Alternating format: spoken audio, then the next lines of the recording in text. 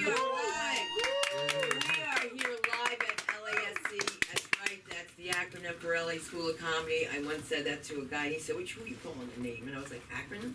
I am wearing a very faded T-shirt from the Montreal Comedy Festival. Yes.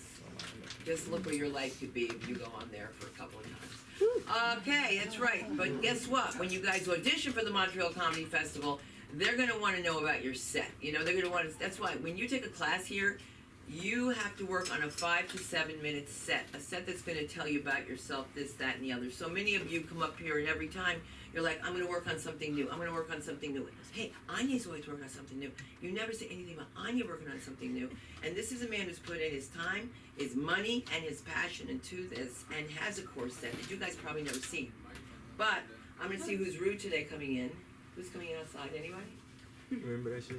No. You good. rested. Do you need to increase the mic volume? No, I think that we can hear. Can you hear me? Yeah.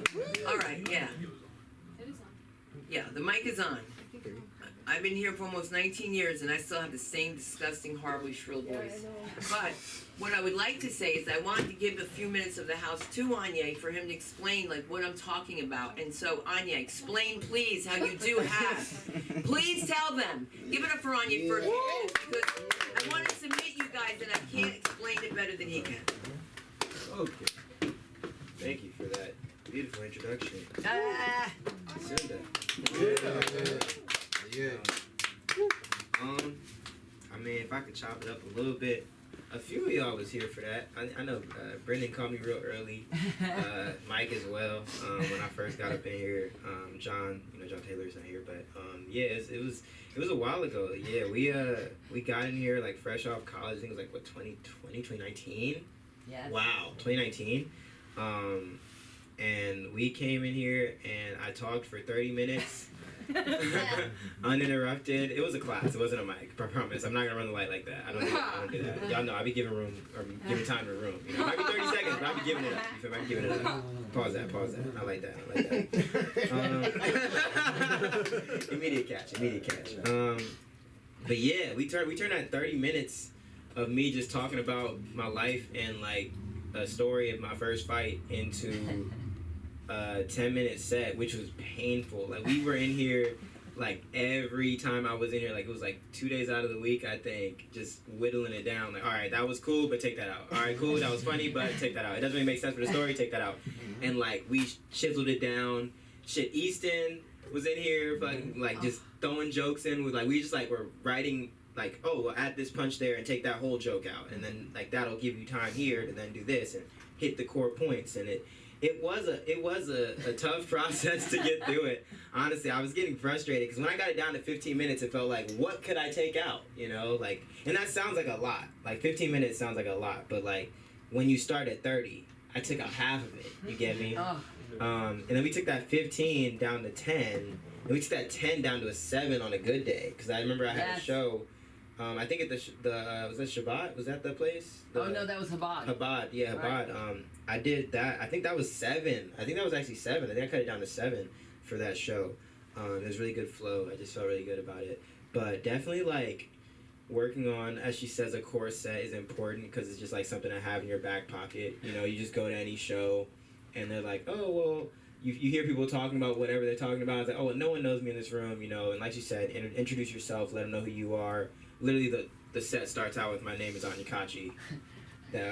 Or Anya, that's short for Anya Kachi. That's 9 letters. It's a Nigerian ass name because I'm Nigerian as fuck. Like, but again, the clean version usually. The cursing version is only for open mics. You know, they have a little mature symbol when I do this one here. But it's definitely like. It was an experience. I'm not gonna lie, Sunda, you did a great job of like not giving up on my set. I'm pretty sure Sunda could do my set because she heard it so many times. I'm sure a lot of people could do my set. They heard it so many times. I'm sure Brittany could write my set. I'm sure. But how many times do you have to do it to get it right? Yeah, we did it. We did that set probably over 100 times. Yeah. Remember? Yeah, it was a grind, man, and.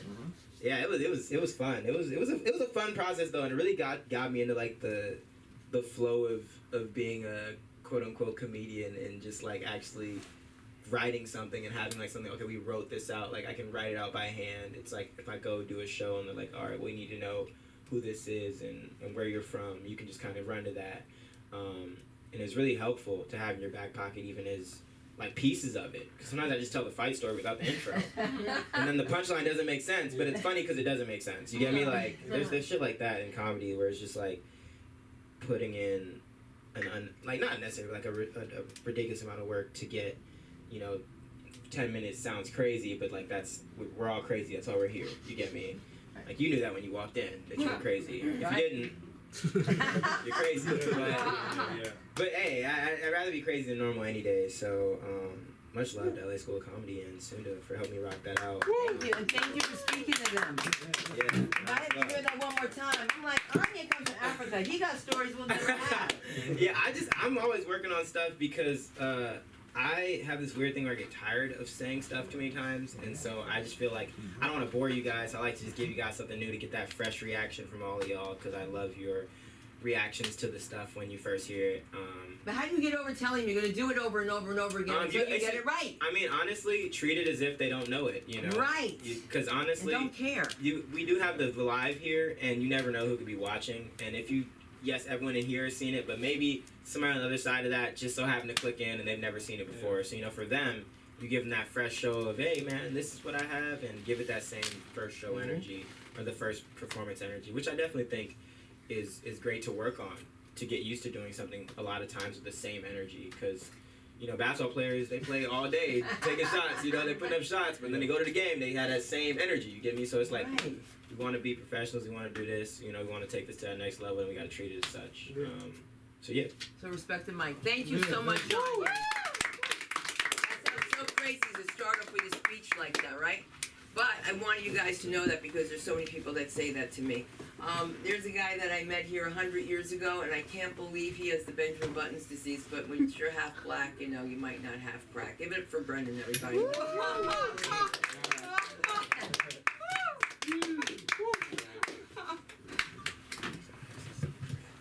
Give it up for Anya, everybody. Yeah. Young Kwame Nkrumah over there. Right? For white people, that's a civil rights leader. Ghana, right? From Ghana in the 1960s, who tried to rule the independence movement and free Ghana from colonialist British imperialism. Right? Right. That's not what I wanted to talk about. Okay, what I did want to talk about, I saw a headline recently. Woman with 2 vaginas uses one for work and one for her husband. As a man, I felt I needed to see this. Right? To see it? So, $9 for 30 days later.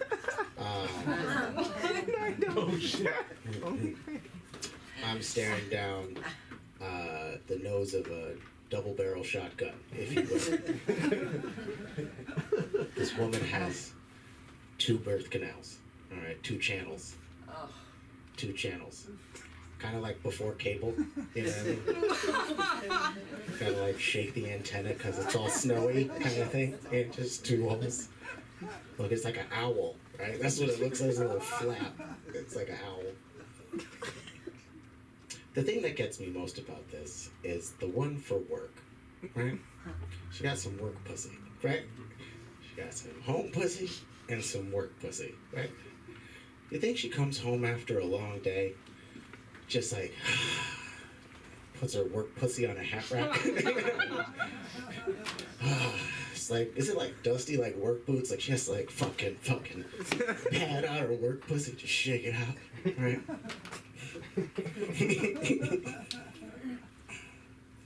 Her husband comes out, hey honey, can I have some pussy? She's like, I'm tired of paying these bills. Pussy works too hard. Keep a roof over your head. Right? Some blue collar work pussy. That's what I'm talking about, right? Good old Midwest industrialist work pussy, right? Is it built for tough, right? That's what I want to know. Like a rock, right? Work pussy. Right? Truck bed of a Toyota Tacoma. Work pussy. Wolverine roof boots. Work pussy. You think she sits by a fire and like oils it like a catcher's mitt? Okay. Another long day. Just pats it, turns the lamp off. Okay. All right, so my name's Brennan, whatever. Light introduction. I've been thinking about it. My mom asked me recently, she was like, do you have a through line? Like, does all your comedy kind of have like a similar reference point? And I told her, no. I don't know what that means. She's like, well, every great comedian has a through line in which to like access their material. It's like their voice, right? That's what we all try to shoot for. And I am a nature of opposites, I think. I don't know. But now, since we're in a non-binary society, I feel it's more of a spectrum of stupid shit. Like, just stupid shit, right? Because I do really nice things, right? I do really nice things, like in relationships, for instance. Like, I'm really good at cooking and cleaning and taking care of business. But I will cheat on you. You know what I mean? Like, it's not okay. But, like, it's just what happens. You know what I mean? Like, I could take care of it. Pussy on, you know what I'm saying? Like, work pussy. Let me get some work pussy. All right. It's a callback. Not really. But, yeah, like, the same thing. It's like, I've taught kindergarten for 5 years. Taught kindergarten in a lovely, hippie paradise, right? Just little cherubic children. Oh, your feelings. Oh, you know. And then, like, this year, I'm working at a hood middle school, and it's like, I get in trouble for putting a kid in a headlock. You know what I mean? That's my fucking fault? Okay. He charged me, motherfucker, you know. And it's like, I try to think about, you know, like, just what does that mean, right? Because I can be a stay-at-home person. I enjoy flowers and just good music and chilling, that kind of stuff. But I can do a lot of cocaine. All right, like, it's my cry for help. All right, I can go out, man. I've been going out. I almost fucking died like 3 weeks ago, yo. 3 weeks ago, man. Me and this girl picked this dude up because we're good like that, you know, a little tag team thing, right? And he gave us a ride to a rave, right? And I blacked out. I didn't know what happened. I had way too much at the bar. I found out a week later that he hit the divider at like 80 miles an hour. He like scraped that shit because I saw him pull up at this other show, and he had like scrapes on his rims. Like, where'd you get those from? He's like, yeah, we hit the divider last week. And I was like, get the fuck out of here. I could have died. And then I may or may not have sucked his dick in a threesome. I don't know. I don't know. All right. What I do remember is I offered him to play chess first. I had to size him up as a man. You know what I mean? I guess I won, but in the middle of the chess game, he's like, let me show you my MMA fight. And so he puts on a video of him like fighting another dude and beating the shit out of him. So I was like, okay, I guess if you're gonna fuck the woman that I'm with, okay. Jesus Christ.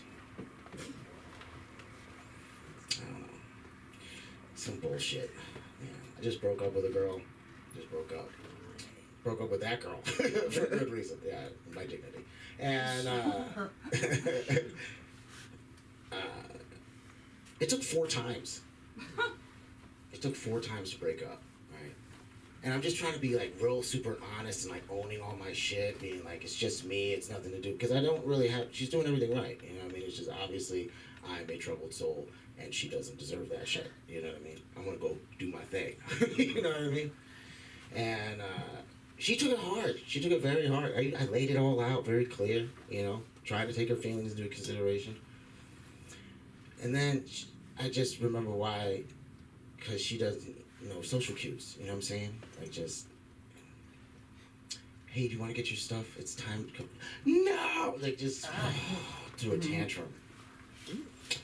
And it was like, I got good dick, all right? I'm just saying at the end of the day, this is good dick. And she didn't want to let that go. Just fucking, she was like, no, I want it. And I was like, no, oh, come on now, dude, you're being ridiculous. She's like, no, bring it to me. Dick mine. Like, it was really, watched it crumble apart in front of me. And I just wanted to tell her, like, yo, it's gonna be okay. You can fuck whoever you want. Oh, I don't give a fuck. Thank you. I don't give a fuck. LA School of Comedy is a weird space, man. I don't do this in any other mics, man. Nobody This does. is you can just say some whatever you want, and it's on film, which is so ridiculous. Come up here and just say wild shit. Woo!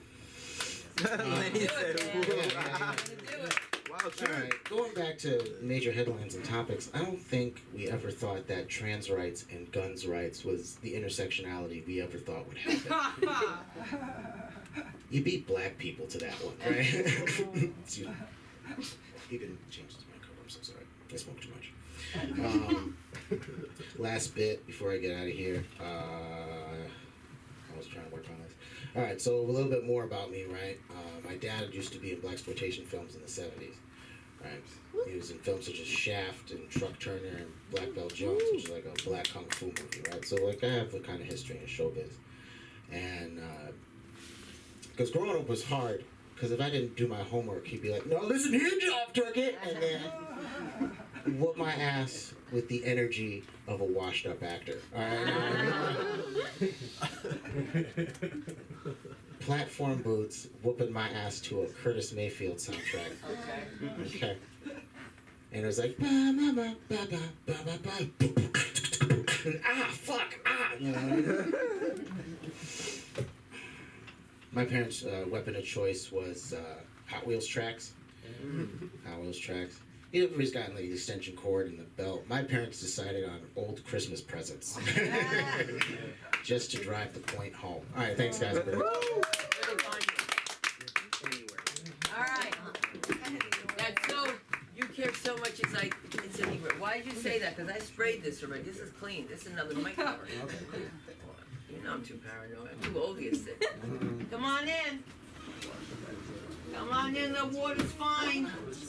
Hey, how you doing? Oh my God, it's been so long. How are you doing? Okay.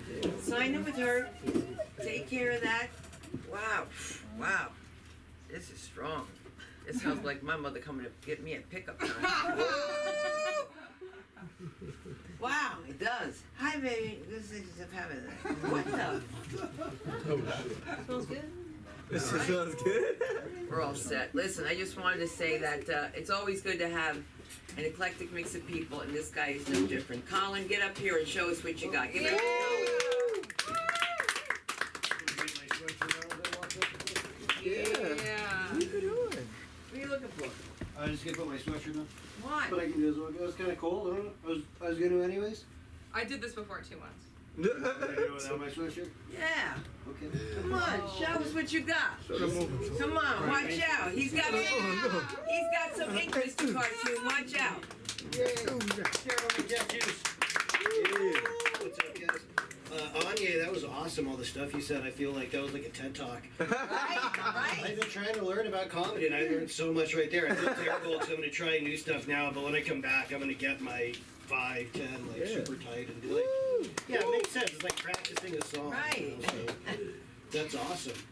I'm from I'm from an island. A Long Island, Long Island, New York. I started going to therapy again. I'm very proud of myself. Yay me! But my therapist said I should love myself. I should love myself more. I've been trying, but so far it's unrequited. It's not going well. I flew a couple of weeks ago to Northern California, San Francisco. Hadn't flown in forever, like 3 years during COVID.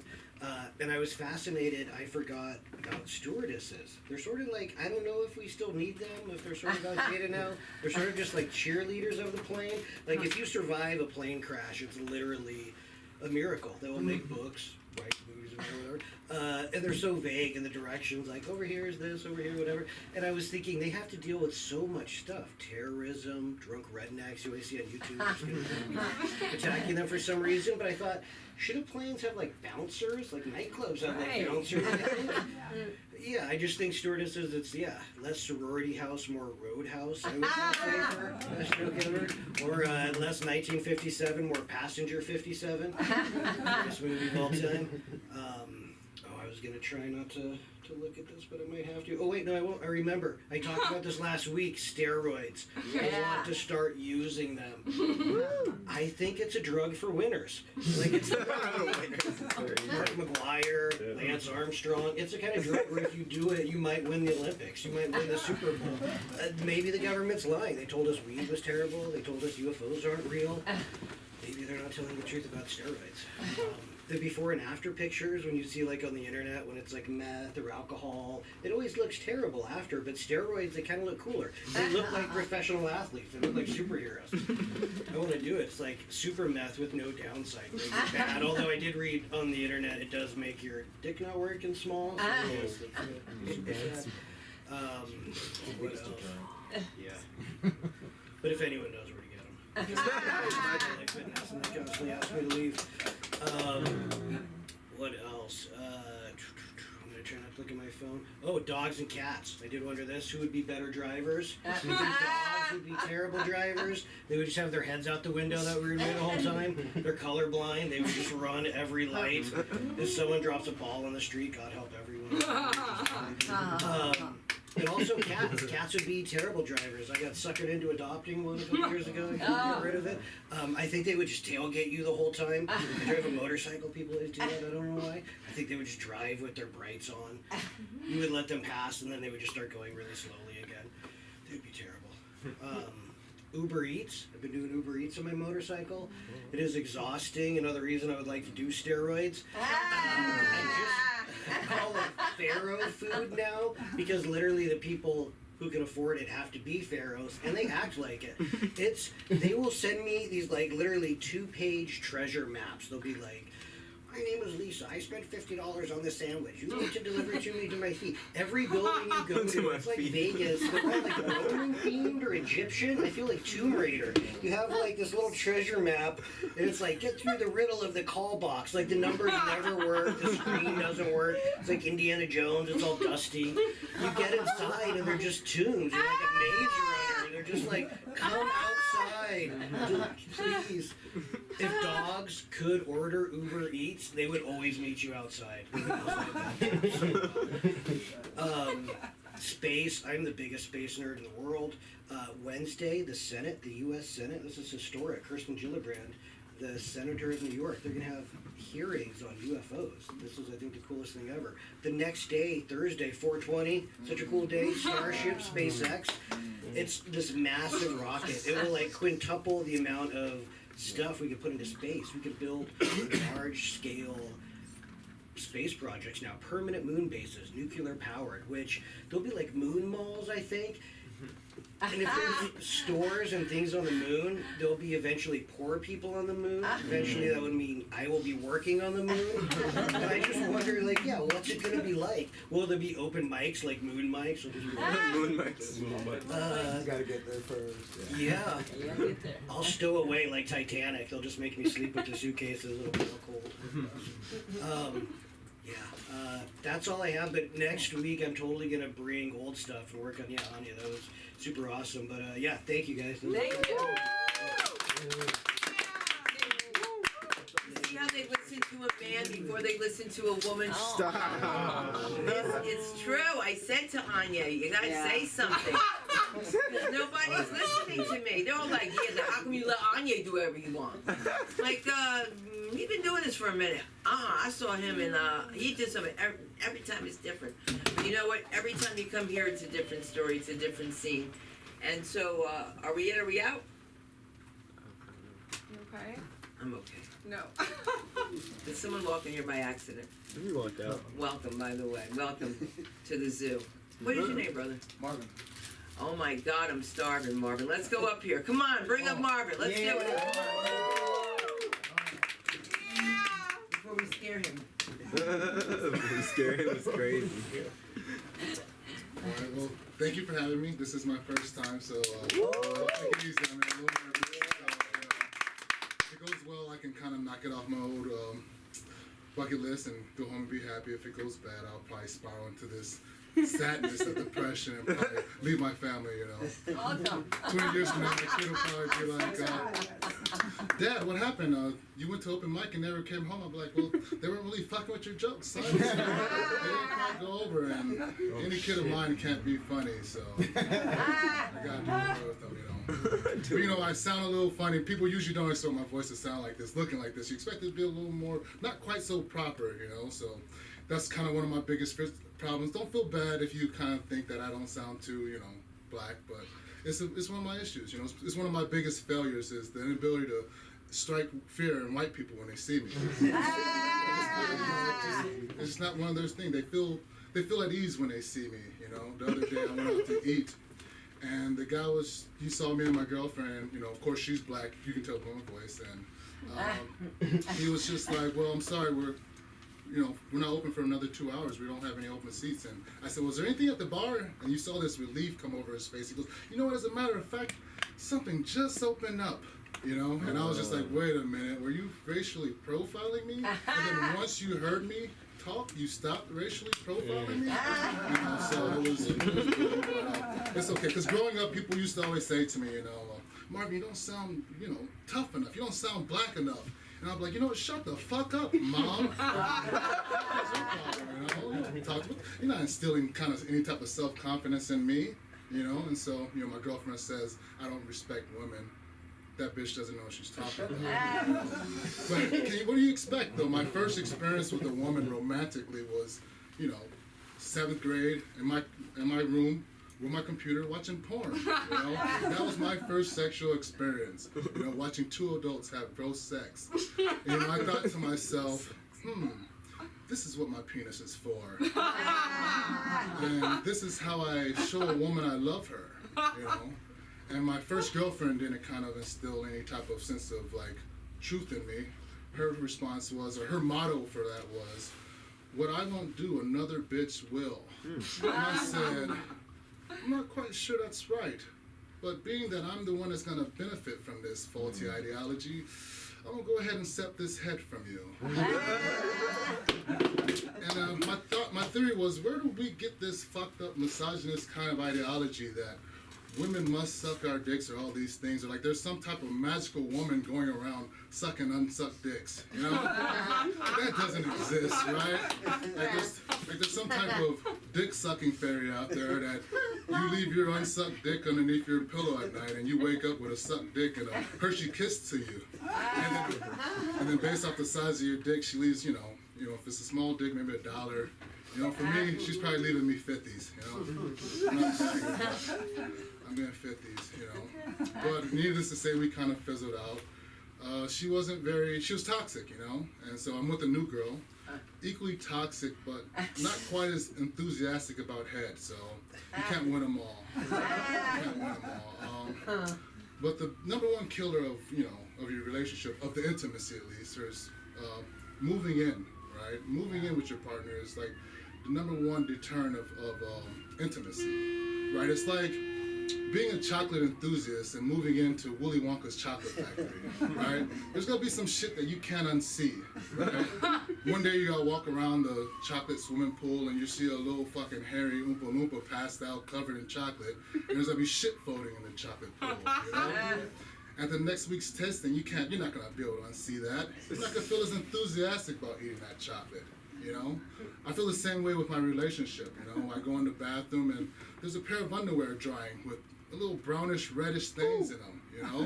And there's a half rag in there and there's shit stains in the toilet, you know? I just can't deal with it, you know? So we're now trying to fight back for our, our intimacies, but until then I'll just have to settle for $50 and Hershey Kiss next to my pillow. Thank you, that's it. Nowhere. Social media. Oh, YOLO25. I'm not really comic. I'm in the software, so I just kind of want to try this out. Oh, all right.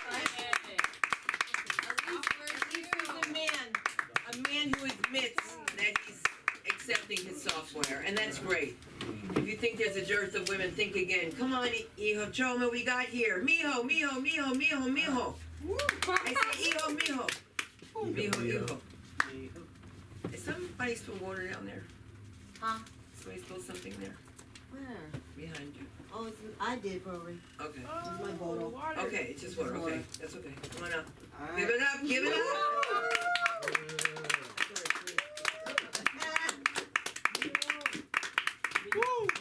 Hi, Hey. my name is Mijo. Like, yeah, my son in Spanish. Mijo, I used to live with Chilean family. She had 2 sons. And then she calls, Mijo, Mijo. I didn't call you. She's 3 of us get down and then, yeah, it was very inconvenient. The lift up, you know, the taxi up, they used to have a speaker, and then whenever they pick me up, picking up my hoe. I'm yours. I'm my own whore, you know? Oh, yeah. Well, I try to go back to dating, you know, going on the app. LA men always say, don't fall in love. Oh, shit. See, LA men Fucking LA man. would never have. I don't want to put it in it. Nasty. I don't fall in love. Your dick is not that great. It's like this. Push it in. Push it in. It's not. There you go. There you go. Yeah. His dick is not that great. He, like, what audacity that to say, I'm gonna fucking fall in love. When I fall in love, you fall in love. We both fall in love. That's not gonna just be me. You know?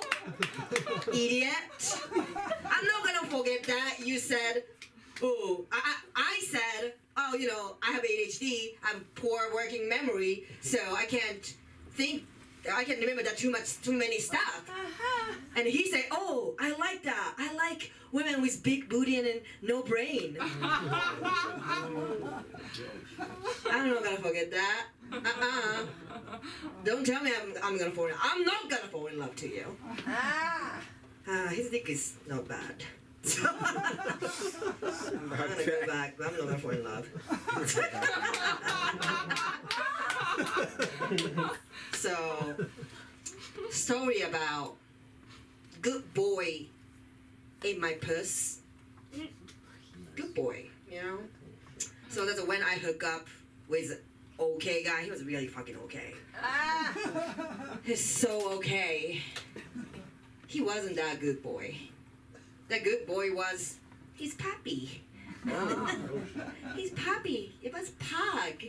Oh. You know, he was doing mediocre sex, and the dog came in, and I'm like, he tried to lick my pussy. Keep happening. And I'm like, oh. And the guy is like, stop, what are you doing? And I'm like, you don't give me head, and he's giving me head. I don't want you. I want a good boy. Eat my pussy.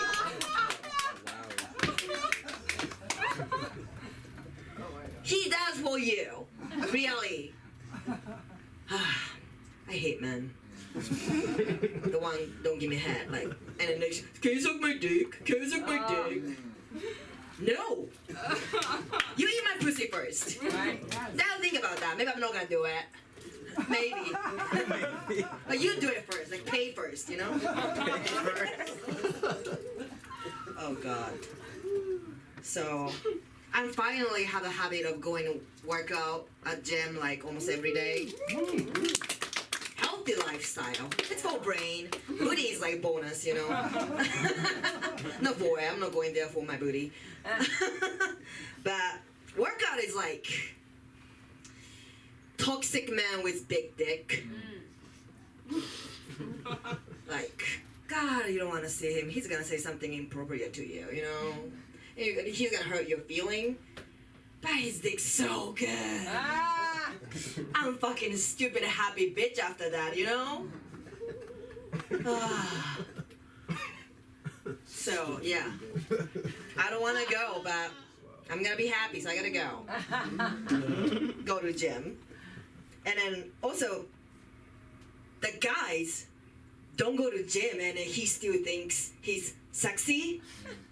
That's talent. Like, that's talent. I barely can feel sexy because I go to gym, you know?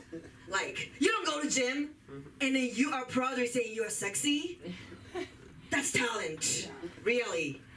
I don't know, either dick or brain, I don't know. But But if he's sexy, then I'm convinced. You know. I don't know what I'm talking about.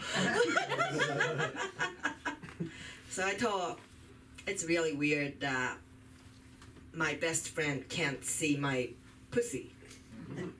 It's weird. My best friend knows everything, like every single stuff.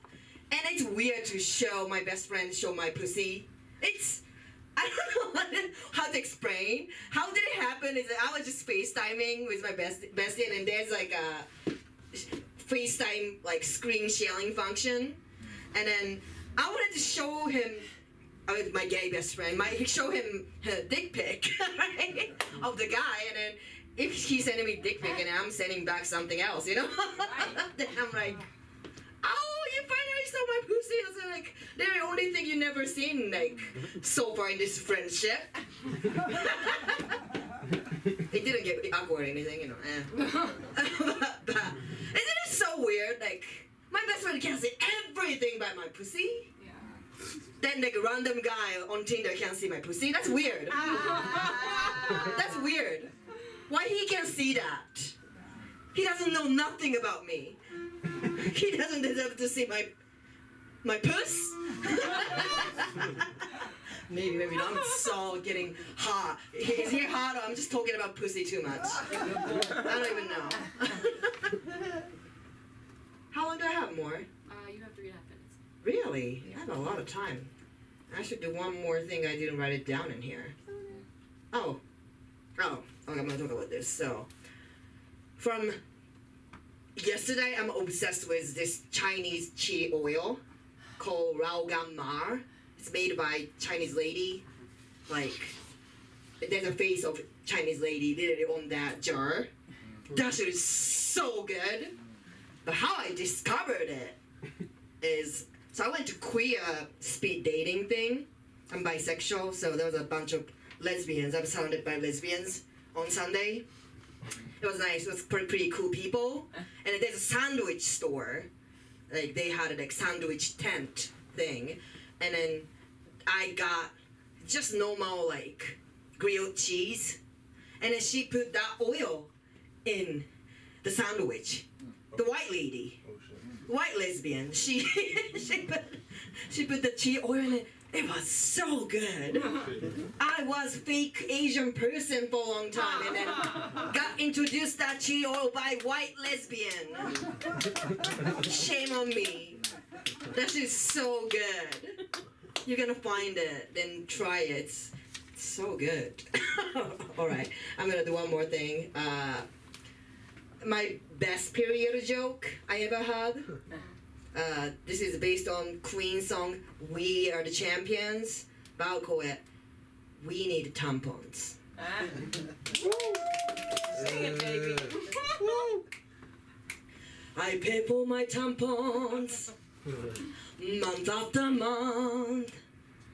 I've done my meditation and no communications help, so shut the fuck up. And my period cramps. I'm about to puke. Ooh. And then unbleached tampons toxicate my puss, but cheaper than unbleached tampons. I mean, how the fuck makes sense? We need a tampons for free. And we breathe in pain till we get.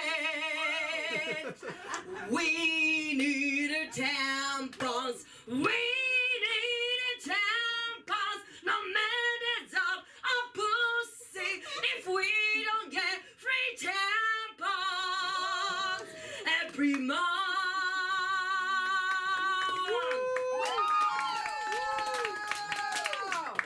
Woo, thank you.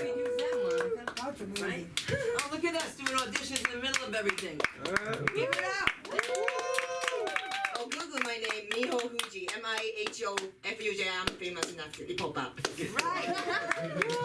She is famous. When I tell you, she is famous. She is really famous, kicking it out there, and it looks like the time for the pawn of Sean. Let's get up here, Shawnee boy.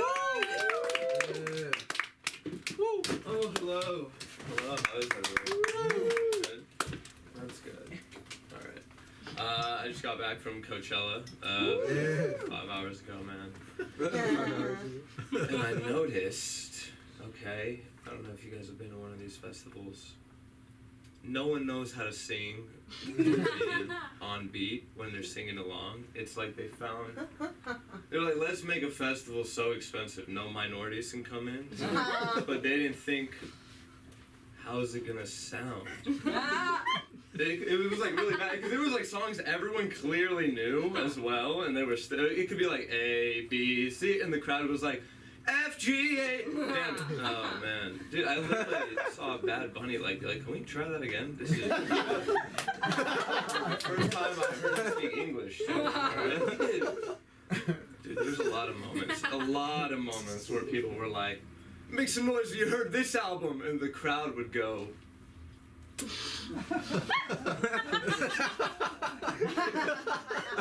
haven't, man. There was like the biggest bluff that was like so clearly a bluff was Bad Bunny did like the first 30 seconds of his show in English, and then he was like, you know what? Started speaking in Spanish, and he says in Spanish because someone broke it down for me. Yeah. If you want me to do the rest of this show in Spanish, make some noise. Like 12 people made noise. And he was like, yeah, we're doing it in Spanish tonight. I was like, damn. I didn't hear the crowd go wild. Maybe it's the front. It's not really mic'd up. I'm pretty far in. It's a big crowd. It's very plausible that someone made some noise.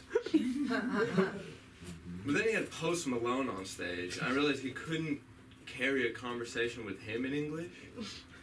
So like, this was a whole lie that I think he learned the first sentence of like, I'm happy to be out here in Coachella. Who wants me to do this in Spanish? And he said that perfectly. But I have a theory that he actually knows no other English except for the first line.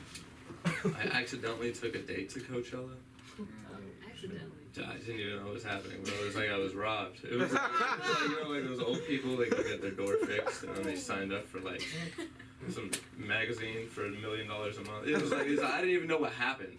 And it was already like done. I got a text message like, oh, you're going to, hey man, our buddy dropped out, so it's no longer like this much for an Airbnb. It's like a whole $100 more. Damn. I'm like, no. It's not like anyone exists right now that has a ticket for a concert that starts tomorrow and doesn't have a place to stay. No one's that frantic and has no clue what they're doing with their life. Except for the girls in my phone book. So I get a text. It's like, hey, do you have a ride to Coachella? Can I ride with you? I'm like, yeah, you can totally ride with me. You're probably going to have to take an Uber. And he's like, oh, you know what? That's no problem from there. I'm actually considering I'm looking for another place to stay. And I'm like, well, you can have the couch for $575. Right. You know, because she could. And it would make it cheaper for all of us. It wasn't even an empty offer. That was just me being nice. And she says, deal. And I'm like, damn it, you're rich? Why did we break up? This is... I didn't hesitate at all. And then, you know, she pulls this move. Why don't I just come over the night before, and then we'll ride together in the morning. I didn't think about it. I'm like, damn it. I slept with her the night before. I'm like, damn it, now I'm locked into you for the whole weekend.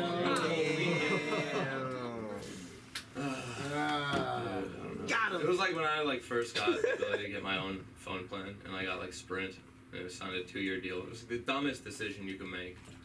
It's like, I don't know, man. T-Mobile was better. Here is clean. Here's 2 minutes of me doing clean stuff. Okay, which is pretty rare for me. I don't know. You know what? I didn't even say fuck it all that much. So, starting now. Let's get it. Dating for me sucks. I had a coworker come into the restaurant that I work in with one of her roommates. I'm like, your roommate is hot. She's like, I'm sorry, Sean. Only dates black guys. I'm like, damn it. What can you tell her I'm black where it counts? Socioeconomically? Turns out not where it counts, would you believe? Crazy. Right? It's also tough dating for me because I'm 24 and I live right next to a college. So you can't really go out like a 21-year-old when you're 24. Because even those 3 years, you're living totally different lives. Like, for example, I grew up not reading Harry Potter because I thought wizards were gay. And he grew up also not reading Harry Potter, but I think it's because there weren't enough gay wizards or something. So the criteria of what they judge is very different. Very different. It's also very competitive now, being a young guy in LA. Like, I'm not like competing with like, I'm competing with like very borderline famous people. It's not like someone who's like a sketch comedian on TikTok. It's like a famous chiropractor on TikTok. It's like my main competition is like landscapers on TikTok, chiropractors, and the power wash guys. Those are the guys mostly in my league. And it's tough. It's tough. Competitive. I don't know, I just don't like that. I don't like that TikTok makes the normal people famous. Maybe I'm old-fashioned. I don't like my gardener to have more clout than me. My gardener.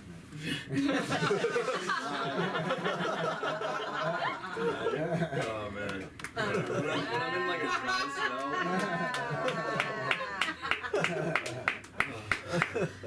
When I'm in a dry spell though, and this is like good advice, any guy can use this. What I'll do is I'll join a local improv troupe because those girls can't say no. It's just yes and. I don't know if you know the rules. A lot of yes and. Yes and. Good. I feel like television's not being as prominent in the household is making a lot of kids realize their parents don't like each other. Because you know, when I was a kid, my dad would be chilling in one room, my mom's in the other. We're watching different things on the TV. It's not that we can't stand each other. But now they're still in different rooms and they're just both on their phone. And I'm like, you guys, you could have done this. We all know you guys could have done this from the same room at this point. TV is blowing your cover. I like sports podcasts, but I actually realized I only really like the last 3 minutes of a sports podcast. Because it's like very clear that, okay, we've already gone through the material, we gotta kill 3 minutes right now. So I listened to this segment where they're talking about how this soccer coach was bullied by his players, and they called him Harry Potter behind his back. His name was like Graham Potter. They called him Hogwarts behind his back. And they said, listen, what we need to look for when hiring the next manager, someone that's unmake-funnable. Like, that's not the, that's never the, no, someone's gonna, whip me into shape. They're like, no, we need to find someone that's unmake-funnable. Let's go through the candidates. And they proceeded to, as if it was, what's the story, Fashion Report was that show? They proceeded to, Joan Rivers. They proceeded Joan Rivers, these coaches, as sports journalists. And they're just like, okay, yeah, look at that. I don't know, man. He's not going to get any respect. Look at those shoes. And they're like, well, and the other guy's like, real journalist. He was like, well, he can change the shoes. He goes, nah, I've already seen him in them. Oh, shit. Like, what is this? Are you, like, bullying the coaches? Like, are you, like, sending the disses? I just like what sports journalism has turned to. It's now something I could be a part of. It used to be like a story like, Andrew Wiggins out, note, personal. Now it's like, Andrew Wiggins out, found out his kid wasn't his. Like, yo, put this in the lower third, my girl will start watching this stuff, man. Yeah. Right? Alright, thank you guys, my name is Sean. Instagram @Sean, tag this, CAGHDN. No, I mean it. I get so many names. I always get confused. I can't spell this. I can't spell that. Oh my God. Oh my, oh me. We have the one and only Lenny McKenzie. Is he in the house? Did he leave? Oh man. Your husband's shirt. Oh, you are. It looks familiar. But you wear it so much nicer. Give it up.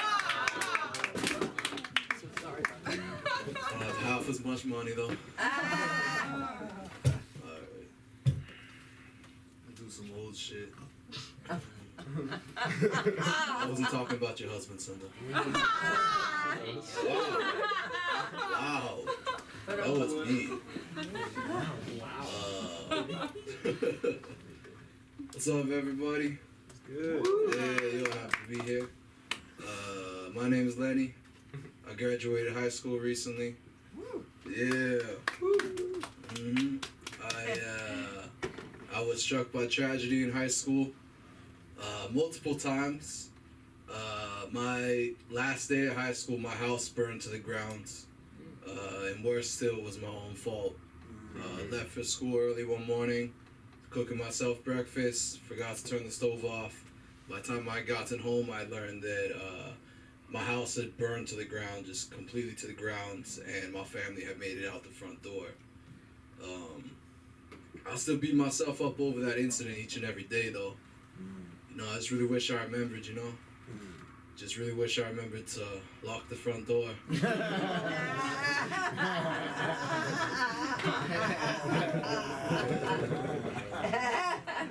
That did surprisingly well. What on it? I just laugh. You're funny, bro. I appreciate it. Yeah. That's why I'm here. I had a lot of fun in high school. Mostly because I look like a school shooter. But the principal thinks you're a school shooter, you own the fucking school, you know what I mean? Like, I got to do whatever the fuck I wanted. Did this shit every day. He was like, you're late today. I was like, am I? I'd rather have one kid not be here, all of them. Hey, yo. Yeah. Yeah, you work at school. Yeah. I say you was. Hmm? No, nothing. Moving on. I made a lot of friends in high school. Oh, what's up? Holy shit. Look who's back. Yeah. Made a lot of friends in high school. One of them was named Room. You know, it's a weird name, but it's a weirder fucking kid. Room told me when he turned 18 he was gonna get a tattoo on his right arm that said Mom, a tattoo on his left arm that said Dad. I was like, oh, that's gonna be fucking weird when you jack off, isn't it? Yeah. Alright, we'll be dropping that one. Room used to tell me I didn't watch enough movies. So one day I went out and saw Despicable Me. Me being the forgetful person that I was, I could not remember the name of the movie. So when he asked what movie I saw, I told him it was one with all the little yellow people with all the gadgets. And he was like, oh yeah, Crazy Rich Asians. Oh. Yeah, me would like that one. What? You like that one too, right, Nika? You're brown Asian, but you know, close enough. What? That's not offensive. It's accurate. I actually used to drive a Mustang in high school. That my principal bought me. There you go. I used to drive that thing around every fucking day. I remember one day I was driving it, and in front of me was this huge fucking muddy puddle filled with fucking mud and horse shit and who the fuck knows what. So I swerve off the road, and somebody's small child got in my way. Yeah. So I'm like, oh shit, you made him hard to fucking swerve last minute just so I don't hit this fucking kid. And when I tell you I was washing my car for hours that night, shit, I made it. Cause blood doesn't come out easy. Yeah. Oh shit. How much time was that, Monica? 5 minutes. Okay, perfect. Boom. Got it fucking down. Yeah. I hate restaurants. Just not a fucking fan. I hate restaurants that tell you that you're not allowed to fucking smoke in there. I mean, I'm sorry, excuse me. Fuck restaurants, alright? I hate parents. Parents bother me. I hate parents that say, like, oh, it's fine to smoke around my kids, but then they fucking freak out when you whip out a crack pipe. It's unbelievable. Fucking A. Fuck else did I have? I think Dracula's a bit of an asshole. You know what I mean? Oh, he bites people's necks. You know what I mean? That's a cunt fucking move. Like, I know he used to suck blood to live or whatever, but couldn't he just go after women on their periods? Like, why? Yeah, there's a lot nicer of a way to do that, isn't there? It's a lot less painful. Shit. You guys see this new term, anti-racist? You familiar with it? Have you heard it? Pretty fucking ridiculous term if you ask me. My understanding of the thinking behind it is it's not enough that we just not be racist anymore. We have to be anti-racist. You know what I mean?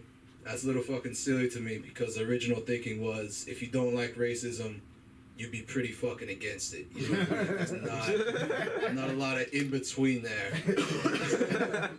A little fucking silly to me. It's like, I'm not a child rapist, right? But I've never heard anyone feel the need to say I'm an anti-child rapist. Like that's just kind of assumed at that point. And if you said you're an anti-child rapist, that kind of makes you sound like a child rapist. You know what I mean? Like yeah. So when you say anti-racist, guess what I think? All right. What the fuck else did I write? That's how you know I don't do this shit enough, son. I'm absolutely right with everything you and Anya were saying in the beginning. What the fuck else? You're doing it now. No, I'm getting this down. Shit. What the fuck else did I write? I think that pears are just apples with BBLs. That is my dumbest joke. Apples with BBLs. Yeah. That is my single stupidest joke. I support reparations. Thank you for your applause. Yeah. I feel like people who don't support reparations don't have any black friends. You know what I mean? Because if reparation gets passed, I'm making my black friends pay for everything. Like that's. Nick, did you hear? Reparations just got passed. We got to go out to dinner and celebrate. Yeah, we did it. We, because I voted. Yeah. You think Nick would do that for me? He said yeah. I want to fuck a midget. I have to say midget though. You know what I mean? I can't say I want to fuck a little person. That just doesn't sound okay. You know what I mean? There you go. You're late. I like t-shirts. I like t-shirts with like a little bit of information in the front. Then most information's in the back. Because when someone walks by you, it's like a little movie teaser. And then the movie. That's my second dumbest joke. How much time do I have? You have like a minute and a half. I have a minute and a half? Fuck yeah. I don't like Uber drivers. Generally, I'm not fond of them. Because I'm a little paranoid. And I suspect that 75% or more of Uber drivers are seat sniffers. You know what I mean? That's just maybe that's a paranoid delusion, but that's kind of how I feel. You know what I mean? Because I don't think that everyone who works for Uber wants to sniff seats, but I think everyone who wants to sniff seats works for Uber. You know what I mean? Yeah, fuck Uber drivers. I'm sorry, Monica. I know it's a lot of you people. Yeah, Jesus Christ. What? That was Was I wrong? Yeah. I mean, yeah. Not well. Yeah. Say yes. I'm sorry. I don't see color. I'm anti-racist. I don't know why do I always have to fucking. How much I'm out already? Shit. Alright, I love you all because we didn't stay. Find me on Lenny McKenzie on Instagram. Thank you very much. Good night. I haven't been here in a That's right. See what happened? No, this feels like a long time. The voice feels like a long time. Come have a seat. We've got one woman down and one woman up. Let's give it up for Lana. Come on, Lana. Let's do this.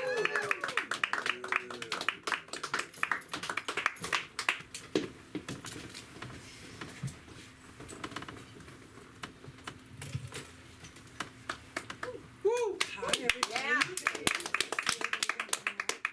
Let me make sure I don't tangle myself up. How are you guys? Good. I'm Lana. A little about me. I am Palestinian.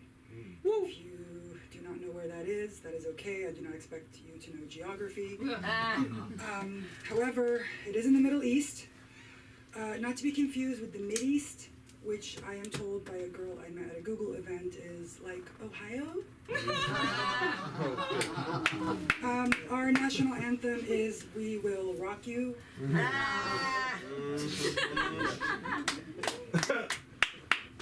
It takes a minute, guys. And yes, and we have a lot of kids. So I am one of 10 children. My father and mother decided that birth control was not important. And also because we are Muslim, so yes, that does not help either. But being one of many kids, my dad had 10, his brother had 11, their dad had 16 kids. So they were definitely out here trying to just keep this earth populated. Because I was not, and still am not. Because I have never been married. Please do not be shocked. But I will say this, that although I have never been married, I can bet that I have had more marriage proposals than everybody here. Now, I'm not bragging, actually. I am, to put this in context, I was living in the Middle East at the time. And I do have an American passport. So, I could be blind, deaf, mute, and missing limbs, and would still be very, very marriage material. However, with 2 to 3 men coming a week, and negotiating with my father for the bargain price of $1 and a couple of sheep, it costs more to enter the green card lottery, people. God damn it! So I became quite the expert at getting rid of men. Yes. 192 to be exact. Thank you. So I have escaped 192 opportunities for arranged marriage. Wow. Yes. And I've been in America now, again, for 20 years. Just continually avoiding marriage. However, I have found that lately, everybody has become obsessed with arranged marriages. There are shows all over television now. Have you seen these shows? Yes. Married at First Sight? Love is Blind? Was I wrong? Because I can't lie, I'm also obsessed with these shows because I want to know, like, did I fuck this shit up? Okay? Because statistically, 50% of marriage ends in divorce, right? And unfortunately for me, once I lost my virginity, I was no longer included in the original marriage of the $1 and the 3 sheep. But that allowed me to negotiate my own deals, which I'm not very good at, clearly. But the thing is with being, having to be a virgin until marriage, it's quite limiting, right? So we were not even supposed to do basic activities like riding a bike or horses. Even when we did get our periods, we weren't supposed to use tampons. Okay? Yeah, they were really, really worried about that little piece of skin, right? And they would tell us that you need to be a virgin till marriage or you will get stoned. And not the good kind, right? Because how many people here smoke weed? Thanks to being in America for 12 years, I can now do many things without the death penalty.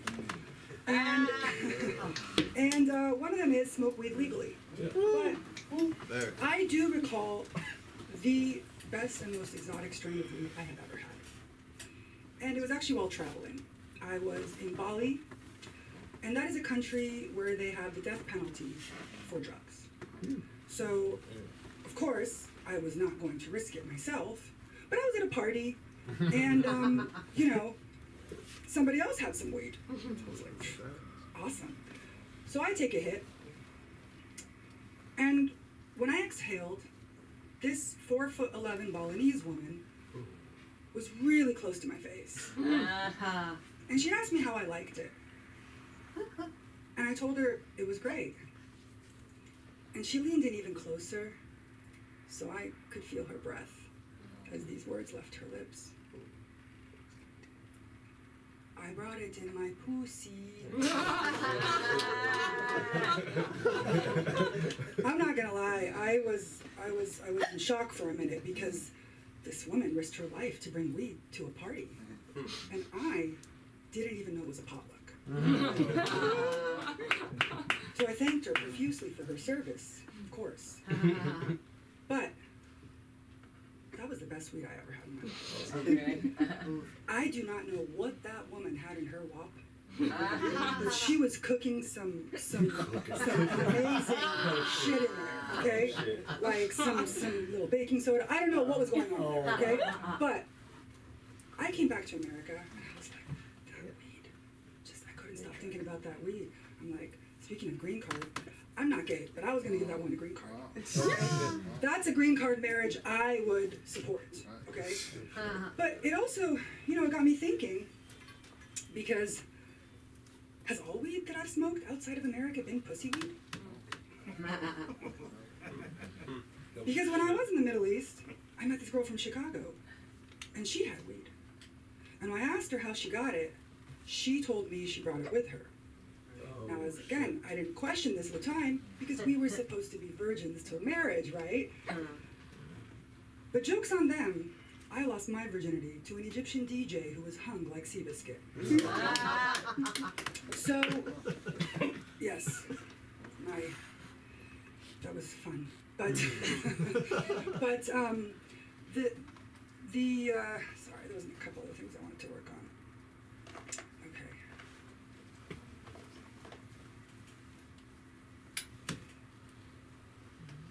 Dating. I am trying to date too. Thank you, Miho. I am back on the apps too, unfortunately. And the apps are a very, very depressing, sad place to be, but we gotta do something, right? So, one thing I've noticed, because all the men, we'll have to make our little profiles and stuff, but did you know that 100% of straight men, I'm assuming straight because I'm only seeing, straight men on dating apps have the same love language? Now, there are 5 love languages. I will list them out and then I will let you guess which one all of the men chose. Number 1, quality time. Number 2, words of affirmation. Number 3, receiving gifts. Number 4, I'm forgetting it now. Texting? No, the Texting. That's actually a good one. Sense of touch or something. No. Words of affirmation. Words of affirmation, Quality receiving time. gifts, quality time, Acts of service. Oh, acts of acts of service. service, For 100 and points. then physical touch. Yeah. So now, which one do all the straight men choose? Acts of service. This is. I'm glad that we got to survey more people because I was afraid it was just them. I'm like, maybe it's just these weirdos on these apps. But listen, not to say it's a weirdo thing, but for me, thank you for sharing. The most common thing that all men want is sex. Okay, like we're on the app, but if I were to put on my profile that my love language is receiving gifts, I would be undateable. Now, obviously, double standard, right? Yeah. But is it wrong that if you want to be touched, that I want my bills paid? That's fair. So I will leave it at that. You can find me on Hinge being a general cunt. And you can also find me on TikTok and Instagram at the Lana SALAH. Thank you. Okay, well, listen, we should be a good couple. Because what does a Palestinian always want to do? Fuck a Jew. Is that funny? Right? We get that right yet. That was only funny to the Jews. I swear. But I gotta bring up the comedy of Claire. Let's do this. Come on, women in comedy unite.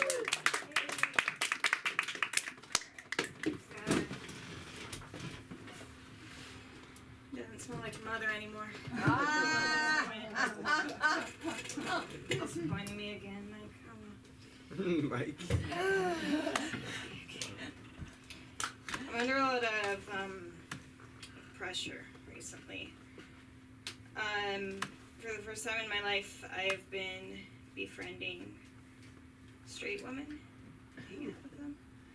I'm living my high school self's dreams and learning that they were wrong. It's hard. Where are my straight women? Where are my straight women? There's the one. Yeah. Okay, good. This is not about you. This is about all the other ones. So they have a lot of rituals that I'm learning that I feel like I was supposed to have learned, but I did not. So last weekend I went to a house party, which I need to tell you, the years that it took for me to be able to say that sentence casually. I am not, like, you always see in movies, like, just people going to house parties, and like, ooh, we're gonna go stand awkwardly in a room and get drunk, and I've never done that. I spent my adult life at a religious university, then fucking off to Ecuador for a year and a half because Jesus, and then being crippled by anxiety and a global pandemic. So going casually to a house party, that's not me. But I made it there. It was one of those, just a house in LA, 3 bedrooms, 5 straight dudes living together, pretending they're not in love. You know, that kind of casual. I'm encouraged by the knots here. Yeah. So we go there, and I'm in the cluster of the straight women. They've accepted me. I'm not gonna blow this. I am under so much stress, but I do know, I haven't been out a lot, but I've been out enough, so I know to stay in the cluster for safety. And then we're all chatting, and one of them says, I need to go pee. And then the crowd said, okay, let's go pee together. And I thought this was lore. I thought this was made up, the whole, like, straight women going to the bathroom together. It's real, apparently, and I was not prepared. So they say, come along, we're gonna go pee together. And we all go, all 5, into a bathroom. And then they begin to just throw shade at the whole bathroom. Oh, shit. They're like, oh, look, that mirror's broken. They probably slammed it. 5 out of 10. Look at this hand towel, they've never washed this. 4 out of 10. This is disgusting. Just judging these guys, as they should. I'm not gonna take that away from them at all. And then they're like, okay, now, moment of truth, we gotta look at the toilet. And they look over at the toilet where I am pantsless sitting down. Okay. Because I was not gonna blow this. Because this is my first time invited to the party. Okay. And I did not want to follow some seasoned professional doing beautiful jokes or whatever. I was gonna be the rookie, I was gonna be the pioneer, I was gonna be the first one on the John. And apparently, when they say they're going to the bathroom to pee together, nobody's actually supposed to pee. Nobody told me this part of the ritual. Okay, there's a stereotype about straight women that they're obsessed with, like, communication or whatever. Like, my boyfriend never talks to me. Most stereotypes are not true. This is definitely not true. Straight women are liars. Are not about communication. They hide the rules until it is too late and you're sitting on the John. And they look over at you and you gotta save face. Because when you are the only pantsless one in the room, your only job is to make sure everybody else thinks they're the weird one. So they're like, how's the toilet? Oh my gosh. And I look over at them and I go, holy shit, this bowl is immaculate. 7 out of 10. And thank you for laughing at that. That room remained silent. That room, I've never experienced silence like this. This is the darkest cavern of my own. And so I maintained eye contact with every one of them. And I wiped, completed, flushed. I'm not touching that, that's disgusting. And I washed my hands. And I have one last chance to save face, so I said the 6 words that will get you out of any situation with one. Sorry, guys. I'm on my period. Yes. Immediately, all the tension was gone. All the awkward "there's your period" jokes to that. Everything's gone because, like, the most disgusting thing, bleeding out of your hoo-ha and you can't control it and makes you act weird, that will get you sympathy. It wasn't true. I'm not on outside. I'm ovulating, but they don't need to know that. They didn't look in the bowl. The immaculate, I can't stress, this was an immaculate bowl. Like, these guys were great. So that's my experience. What's my time? 4 minutes. Thank you. Okay, one more rant. You were talking about dating apps, and I am bad at those. I am not on them currently. I haven't really done a lot. That's another place where I don't get the rules. Like, I think when you're swiping through men, which I don't want to do anyways, I've talked to other women. Do you look at the height requirements? Okay, what's the thing on the height? Like, do you... Like how tall do you guys? Yeah, how tall are you looking for? 6'3". You look for 6'3", you look for 6 and above. You set your profiles 6 and above, whether or not that's true. I don't understand this at all.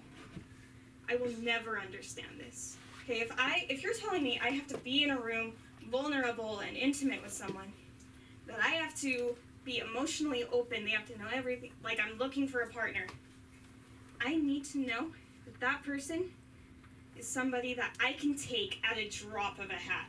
Like, pound him down. Like, why do short guys not get more action on these apps? Because you can take those guys. You can beat those guys up. You don't know you'd be scared. People are like, oh no, but I want a man who can protect me. I'm like, from what? Statistically, the person who's going to hurt you is the one you let in the door. I have spent my entire life learning how to protect myself. I don't need someone to protect me. I just need to not let them in. So scrawny dudes, short dudes, you guys should get more credit. That is all I have. Thank you so much. The Instagram I never update is CD_Hatch. Okay. That sounds like the Instagram we never update. By the way, in the middle of all this, please remind me, Monica, if you guys want to get a copy of your tape, make sure you see Monica. These are the people I help you keep going. This is Monica Narayan. Let her hear that. Woo! We have the lovely and talented Samantha that keeps us going. And welcome to the fold, Matthew Marks. Are you still here, Matt? Yes, you are still here. And the comedy just keeps going. Let's roll her up to the bumper. Let's give it up for the one and only Maria Jimenez. Let her hear it.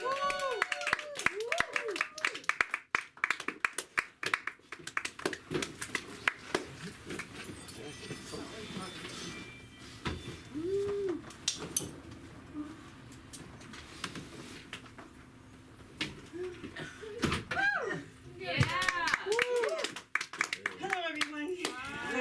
How are we doing? I'm happy to be here. My name is Maria Isabel Jimenez. Maria Jimenez in Spanglish. And, okay, well, I thought of a period joke. I don't know how funny this is, but Dracula. I saw Dracula sitting on a table at a tea and coffee cafe, and he ordered some hot water. And as he was sitting there and he got his hot water, he pulled out 2 bloody tampons and said, "Tea time!"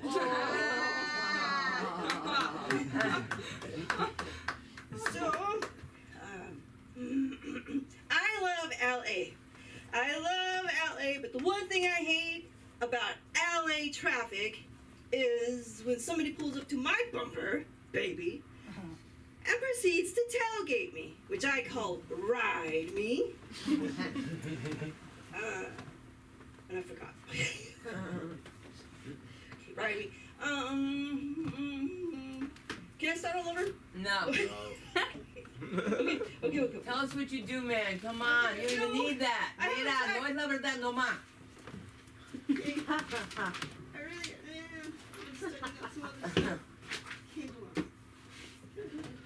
Where do you drive, Marie? What do you do for a living? Wait. Oh, and I know they're trying to tell me how to drive. But the the tailgater.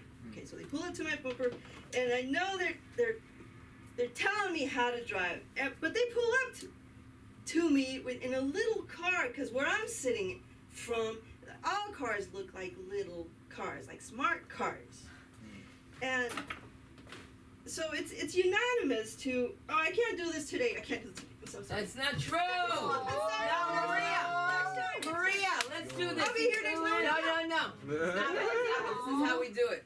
My name is Maria Jimenez, and for you guys in Chicano, Mexico, it's Maria Jimenez. What do you say it? Jimenez in Spanglish. Yeah. You know, many of you guys don't know this, but I have a license. A lot of you guys have a license? You have a license? Yes. What kind of license do you have? A driver's license. I got a driver's license too, except I have a Commercial drivers. Yeah. Oh. yes. Okay. And you know what I drive? An 18. Oh, well, an 18-wheeler. Yeah. But it's a 53-foot trailer. You know, on each side. 12 feet in the front, 12 feet in the back. Yeah, I know, but I don't want to do this today. Oh, don't you look You can do gorgeous? it. Why did you want to do it today? Why did you want to tell us what you do for a living? That's why this distracts you, because Maria drives a truck, and all you men have no idea what it's like when you're trying to pass up a truck and you look up and you see this woman putting on eyelashes, driving a rig, okay? And you're blowing a horn at her, and they're going like this to her, and she goes like this. That's what happens when you see a female driver. Think about the hookers that run up to the friggin' cab and are like, Mom, think about all these things that you can do with this. So you're not getting off easy. How are we going to find you anyway? Here. LA School of Comedy.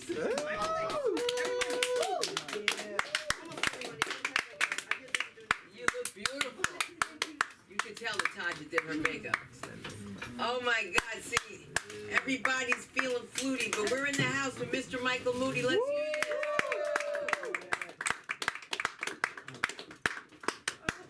Thank you. The rhymes are getting way more obscure.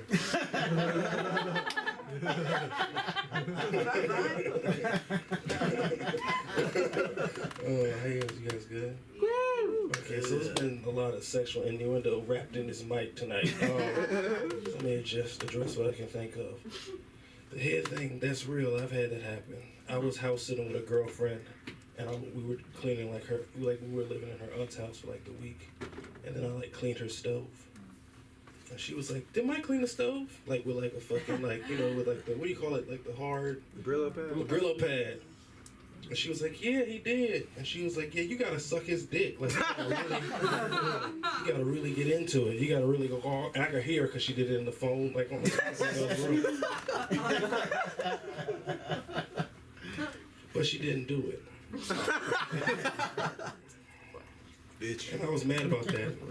Not because she didn't give me head, but because she doesn't respect her elders. I was like, man, this is not gonna work. Family is important. Family is so important. A little bit about me. My name is Mike Moody. I grew up with my grandparents. Growing up with your grandparents is weird. Growing up with your grandparents is the only time you get beat. And then you ask them if they okay. Like, are you alright? I hear you wheezing, you know. When they say it's gonna hurt me more than it's gonna hurt you, they really meant that shit. They were exhausted.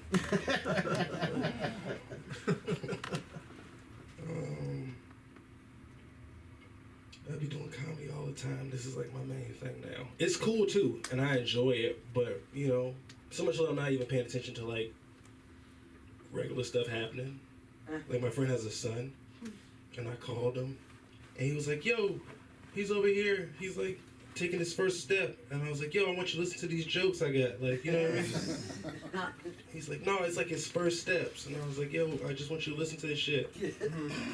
Please listen to this. Tell me if you hear any tags. I just want to know if it's funny. It's fucking stupid. Thank you. I had another part, but I forgot about it. But I have a newer part. But Okay. Shit. I'll go to something else. It was something about, I don't remember. And then the cop thing threw me off. Yeah. Comedy. Something to throw you off. You have to say, "Hey, man, I'm not here." Yeah, no.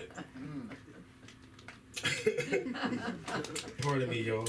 Part of my trauma with the family stuff. Parents passed away in a car accident on the way to vacation. So I'm not excited for anything. Not even like a good date. Yeah. I go on a good date and she's like, when we get home, this pussy's yours. I'm like, bitch, we gotta get home first. And then the promises you can't keep.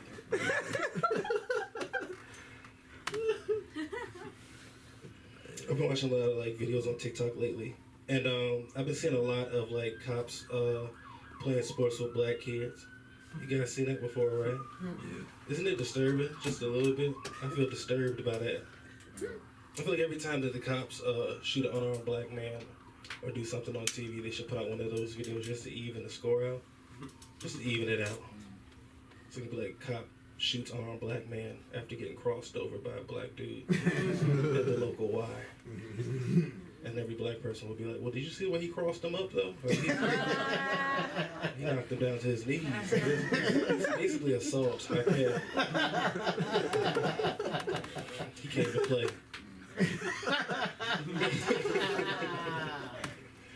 Oh, shit. Okay. So, relationships, they all been really hammering that shit in, so I'm not even gonna go too hard there, but I just, I've been way more, I was dating this white chick for a little bit, and that was cool, but I'm looking for that black love.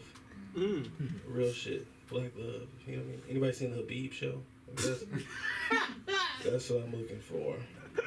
And I know nobody knows what that is. And I'm gonna find a crowd of people who knows exactly what that is. It's like a porn site, and it's black people who have sex. He's like, okay, there we go. He's like, oh yeah, I know what that is. Anybody who's ever seen it is like black people having sex and they just met, but they fuck like they love each other. It's a very intimate. It's like Freaknik with roses. Oh shit. I will just keep on doing that joke until 2 people understand what the fuck is going on. We'll go to the next bit. No, I feel like relationships is weird, man. I just feel like relationships are hard, especially like with me. Like I'm not the most aggressive, but I'm pretty much on my shit, I guess. You know what I mean? But I know myself. And when you know about yourself, certain things get in the way of looking like the most masculine person. Like I was sitting on Saturday, and I care about black people. I went to Howard. I give a fuck about like my culture and my people. So I was watching Dr. Umar talk about black issues, and he was like, the black man is the most emasculated man in America. But it was Saturday, and I had the day off, and I had like a beauty mask on my face. I was like, my skin gets dry, bro. I feel singled out. I felt like he was directly talking to me. I was like, what more work do I need to do? So, by the glasses, you guys can assume that I'm good at working on computers. That's assumed universally. Even like on a fucking Thanksgiving dinner with my family members, I just get handed iPads with broken screens. You know how to fix this. I don't know, something about not being able to see makes people think I'm good at solving problems. But I'm not. How come all the black people who do security look like they would never call the police in the first place? I'm serious. I hope I'm not offending. That shit really rubs people the wrong way, but it's real. It's not even just black people though, but I feel like a person on a lunch break that works for security will watch somebody get robbed in their car and be like, yo, I got 10 more minutes left. And they didn't approve my PTO. Oh man. I'm going through these old bits. Anyway. I feel like black people get copied.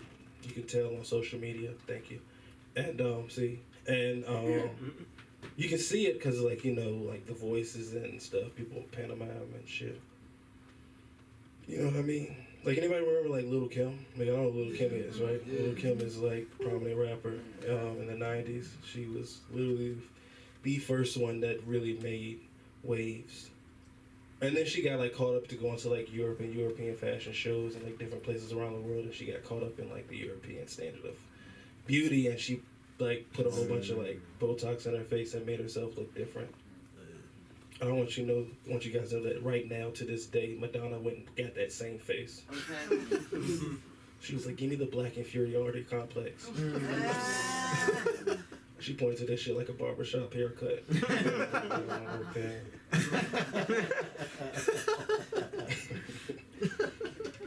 The only thing I think that everybody deserves to be happiness, and relationships are hard, but I feel like everybody deserves to be happy.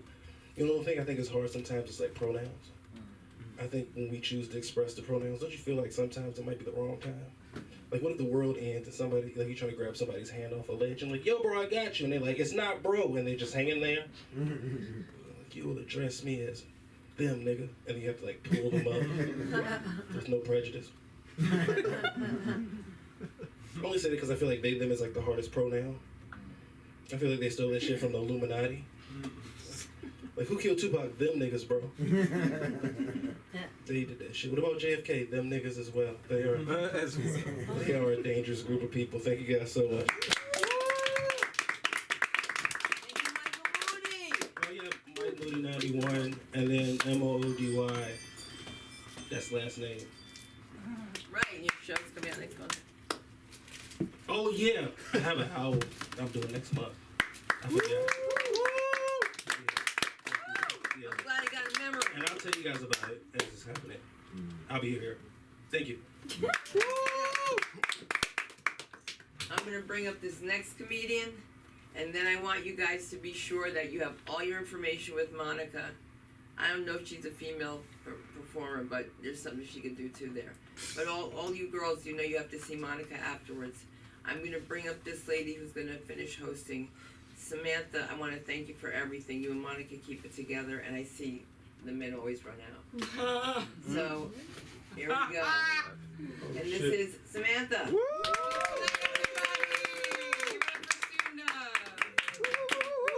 We are at 10835 Santa Monica Boulevard, which is what I put into the Uber app to get here. So we're driving me. Okay, so let me talk about my Uber driver first. He had a mustache and a hat on and a lot of energy, but also wanted to feel like he had none at all. Like, he's like, "I'm so tired." Yeah. No, but like last week, like, I don't understand, because usually I'm the one to talk, you know what I'm saying? But he was really trying to talk. But I'm just saying, talk about dry stuff. That's like men, you know, like they expect you to be wet and they're just so dry. Like, I'm like, what? What am I supposed to do with this? Self-lubricate this conversation? Where's fucking lube? Where's that in the metaverse? Where's Mark Zuckerberg? Mark Zuckerberg in the corner. He's getting off on the fact that we're just talking about him right now in the metaverse. If you say he's listening. Is that where you're smiling about that? She's like, he's listening. You never know who's watching. You know, there's no Mark Zuckerberg. My Uber driver said, he goes, "Yeah, I haven't driven in a few days. I got into an Uber." Oh no, this all started because I asked to roll the window down. Oh shit. Oh. What the fuck? You guys have been doing that all night. It's weird. It doesn't happen all the time. I'll just get water at that point. You want me to get water? Shout.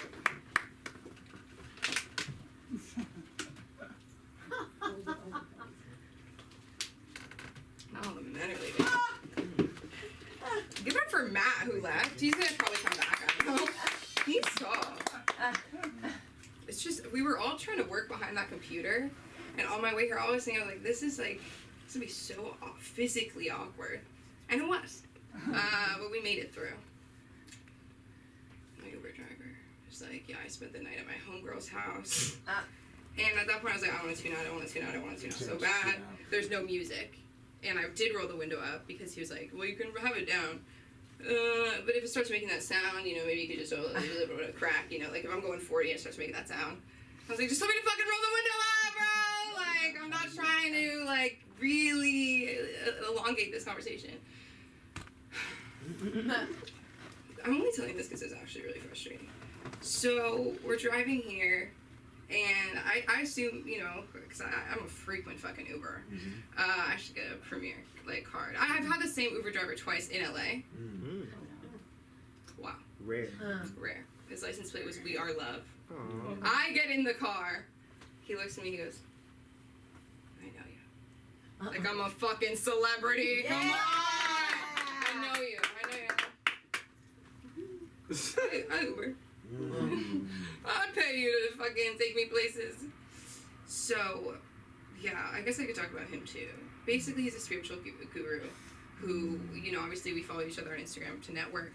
Obviously, I invited him to this open mic, guys. Any day, on any fucking day, somebody can walk through that door and go, "Oh, how'd you find out about us?" They're gonna think it's so unique. They're gonna go, "Craziest thing.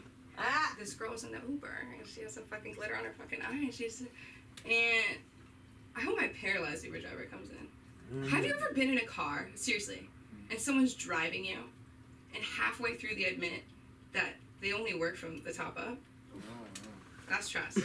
He really trusted me to not freak out or anything. I'm just that fucking woke. I'm not gonna question it. It's his identity. I don't know if he was born that way, but it's who he is. I didn't even ask how he's driving because I can't even fucking drive. Basically, this spiritual fucking guru somehow slides in, "How old are you?" And I'm 20. He's like, "Oh. You know what I mean?" I'm like, "I was born, what can I say?" I was fucking C-section.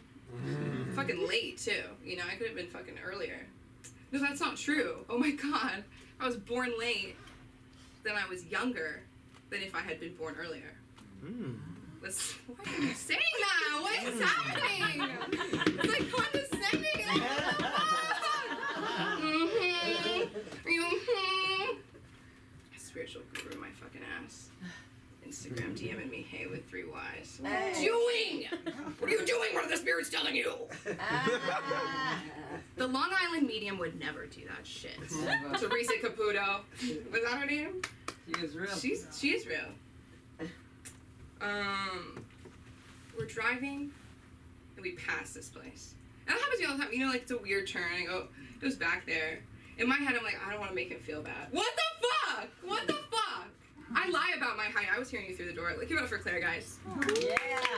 She ran into me. You didn't run into me. She was walking down the Beverly Center 6th floor. I go, "Claire." And she's like, really, it was jarring. But it was a really nice interaction. Yeah, I actually do work there. People ask me all the time, are you the same way on and off stage?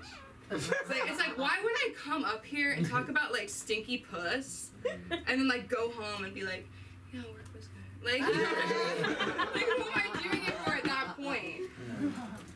Tonight I'm allowed to talk about dating and periods. It's, like, too good to be true. What did I write down, actually? All of you guys are like, this is you guys.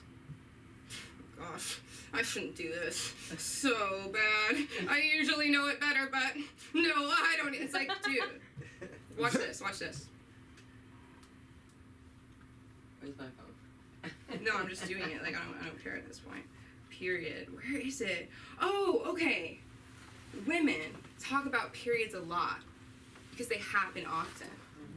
Yeah. So why do men talk about getting pussy if it doesn't happen that fucking often? You're gonna tell me at least consistently once a month? Days on end, hours. You're having sex for hours, days on end, once a month? Dude, if I was coming hours, days on end, once a month, I would talk about it every day. And now I work at Target, and I'm here to talk about the +1 vibrate now. Shout out. Okay, so thank you so much. That's so sweet. So I was in the car with these 2 people, and I knew one of them vaguely, and I knew the other one even less, not at all. And she says her name is Kennedy. How would you spell the name Kennedy? Kennedy. Okay, guess one less normal version. There's a Q at the start. No. I.E. End with an E? Nobody wanted you to even talk. Nobody wanted to give you a fucking shit. I.E. Yeah. It was Kennedy. Said it with a straight face. Bitch is an actor. Oh yeah. Kennedy. At one point in the car, okay, I get in, right, and I start talking, and she turns to her friend, she goes, thank you so much. She goes, she's so hot right now. I was like, no, I'm not, it's just me, you're about to find out. Bit much. I didn't know them like that. And then I kept talking, and they were like, oh my god, you are just like Zach. You would wouldn't she love Zach? Kept doing it, right? And I said, because every time people meet me, they go, I know you from somewhere, da-da-da-da-da, what's your name? What's your blood type? No.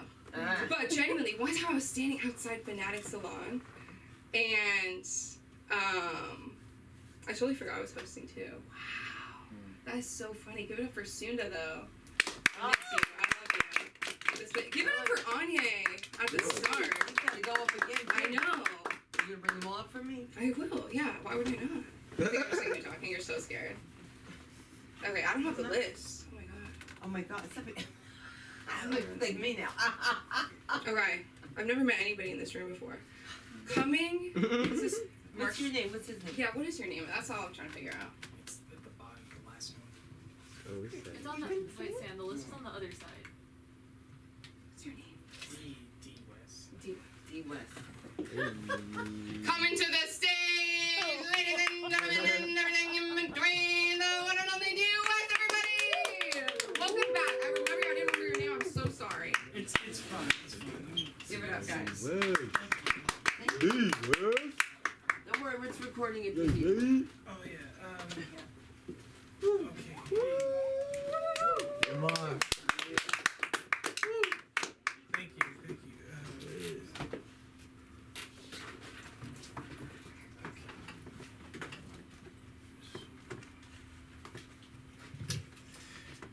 So, I work in a grocery store in Florida. They're a premium store, like Target. Not a, we don't buy that here, store, like Walmart. It's tough to be hired there. They have a rigorous vetting process.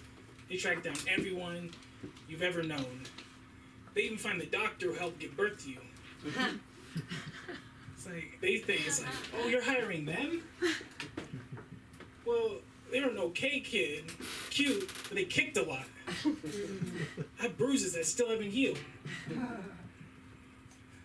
It's tough to find a job, but if you do find one, you keep it.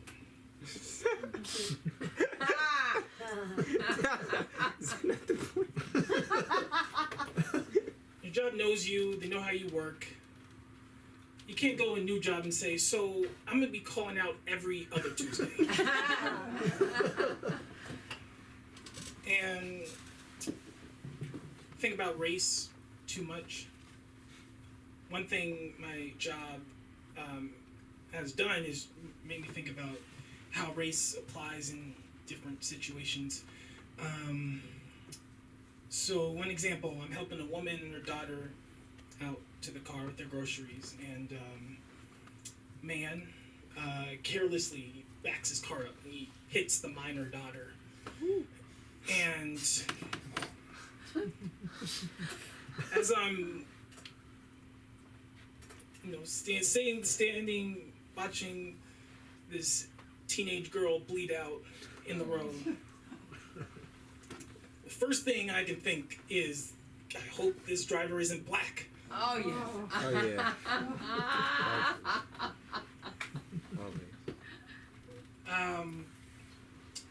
And the car was a hybrid, so I was a little relieved. But the wheels were super shiny, so I tensed right back up. An East Asian man gets out. He's dark skinned, so can still go either way. He's devastated. He calls the ambulance. and they take her away. And it's a shame they took her away so quickly because she was starting to look good. I'm not saying that as a pedophile, but a necrophile. A necrophile who is obsessed with race. Can't help it. Here's another example. So, I was at another mic earlier today. I was talking to another comic, and when he left, he used a specific high five on me. He said, "Look at my elbow, don't look at my hand." We did it. It worked. But, you know, the very first thing I thought after we did it was, did this guy just use a trick on me that they normally use on monkeys? Did this white bastard go to the zoo, see the trainers do something, and then think, what's the easiest way to find a monkey? I'll go downtown. But that's, speaking of downtown, I was downtown Grand Central Market. Hey, someone clap? That's definitely worth clapping for. Great food, great food. So I was down there with my friends, and guy comes up and he says, "Hey, I remember you." And then I'm thinking, no, you don't. It's a mistake, you never met. And then he says, no, I remember you and your friends. You all burned down my house. And I thought, oh, you're really mistaken, sir. We don't know you. He said, yeah, no, I remember you. Like about 2-3 years ago, you and your friend burned down my house. It was after George Floyd was killed. And I was so offended because he couldn't have seen me. I was the lookout. I'm a damn good lookout. I saw him, he didn't see me. I was at least 20 yards away. But I tell him again, you're mistaken, sir, I'm leaving. And then he reaches out, grabs my arm, he says, just hold on a second, I think we're about to fight, so I get in a fighting pose. And he says, oh, calm down, buddy. I'm glad I found you. I wanted to say thank you. I called my insurance after your arson, and they gave me $1.4 million. I thought, well, for what? You were in a condo. And he said, a duplex, actually. And then I thought, well, how did you get that? What'd you say to them? He said, oh, it was actually very easy. I just had to tell them that a couple niggers did it. And I was so pissed because a couple niggas burnt my car. Missing out on big money.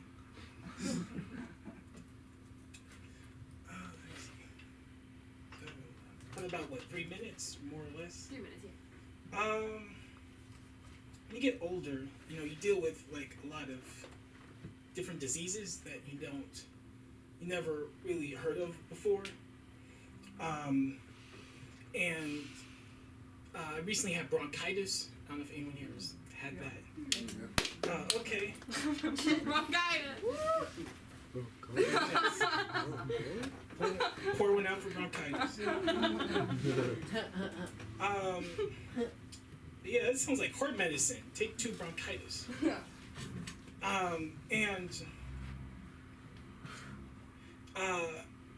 It doesn't, bronchitis, it doesn't really do shit.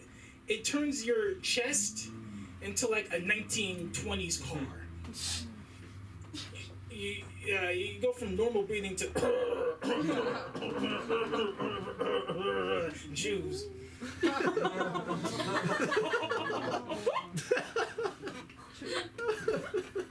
I think we should take this car back.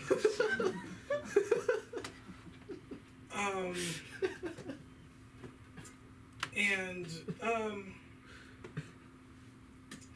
yeah, and that's all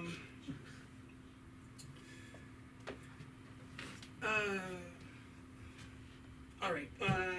In closing, I'm going to do an impression of Elsa from Frozen if she was a black woman.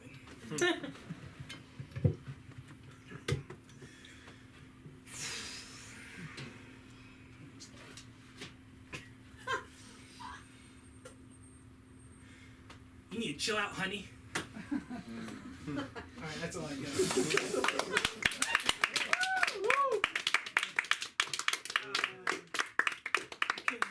You can find me at going back to Florida. I'll be at Ron DeSantis's birthday bash. I'll be the one next to Sam Smith in the bra and panties. Woo!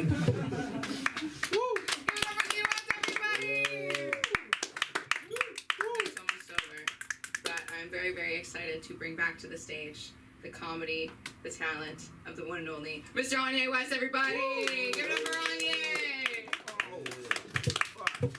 Give us some of your time. Woo! Is this yours? 5 loose ones.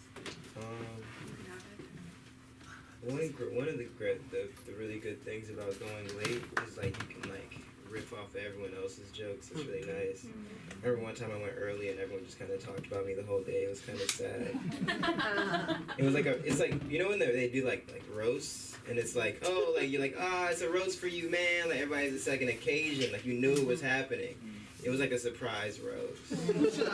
Not as fun. Not as fun. Not as fun. My bad. Nah, it's fine. I'm not mad. It was cool. I was fine. A couple tears. And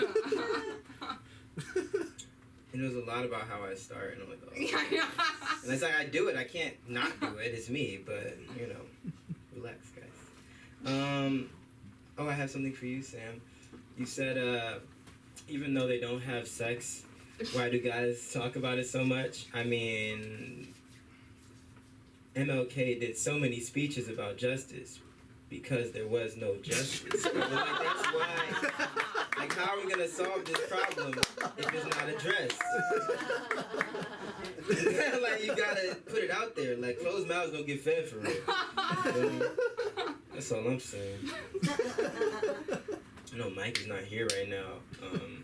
I don't know if he would even be the one to ask this, but I just wanted to be here for this because he's talking about, I don't know if this is offensive, but he's talking about how certain people use the pronoun they, them, which is totally fine. But my question really is, like, are we allowed to call they, them, y'all? Like, is that rude? Like, can y'all come over here? That like, what is the proper way to address someone who is multiple? They like is of a pronoun. Like, you get me? Like, can I say y'all? Is that offensive? I don't know. YouTube, tap in. Somebody comment down below.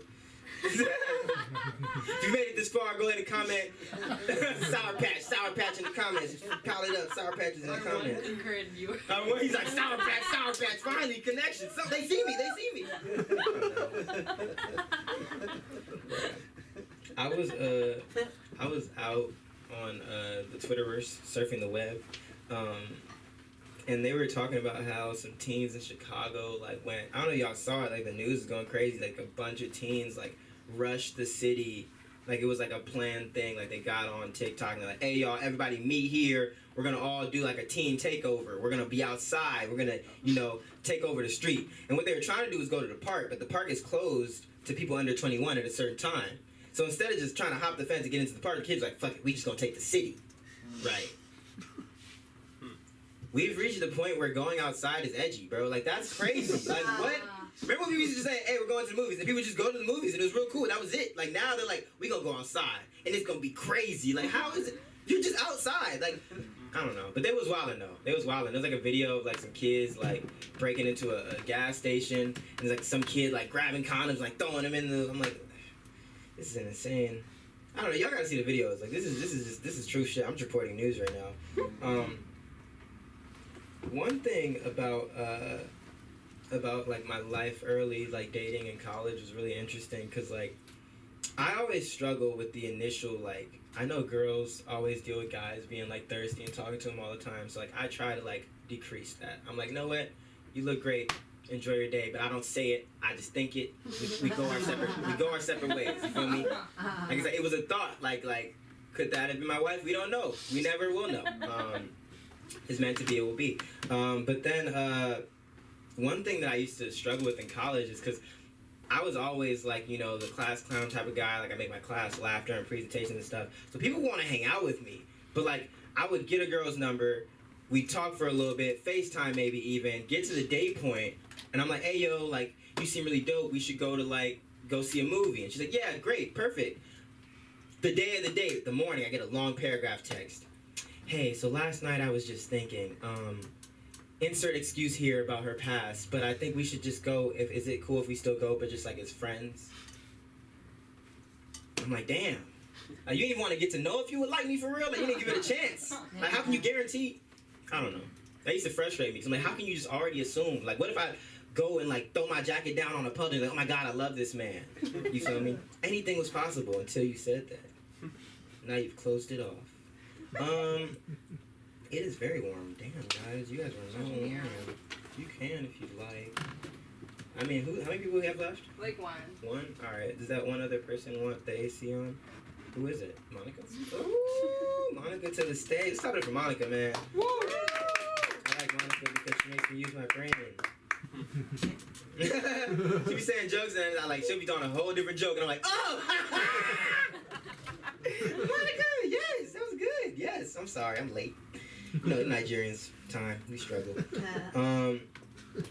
For people that don't know, I'm Nigerian. My name is Anye. That's short for Anyakachi. That's 9 letters. It's a Nigerian ass name because I am very Nigerian. I was actually born out there, but I was raised in America though, which led to some situations I would consider to be like traumatic childhood experiences, if I can say that.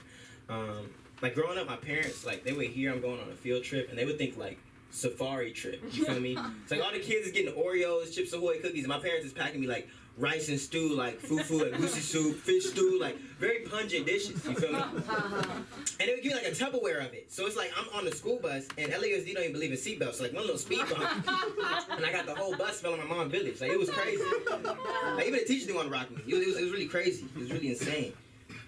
So they didn't have a problem giving me that type of food, but they did actually have a problem when I went and got my ears pierced. It was crazy. I got my ears pierced in college. It was, the time everybody's, doing drugs, partying, having fun.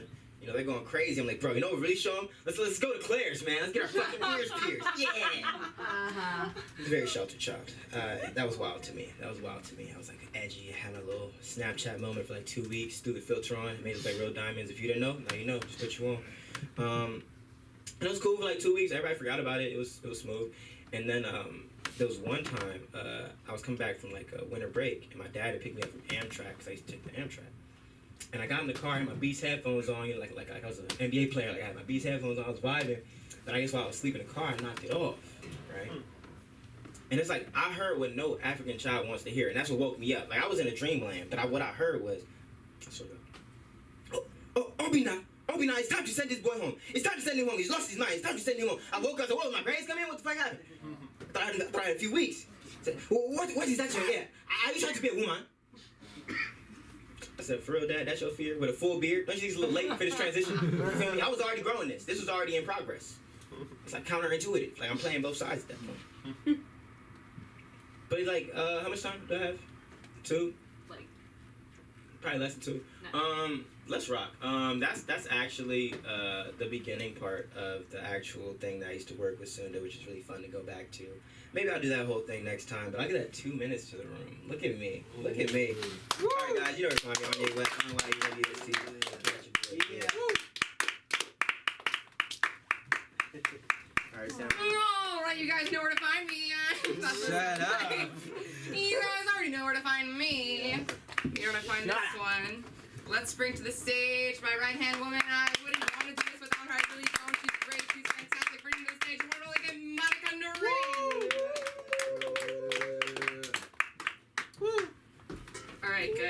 as we're closing this out, do you guys give me permission to go deep in this set, to get deep?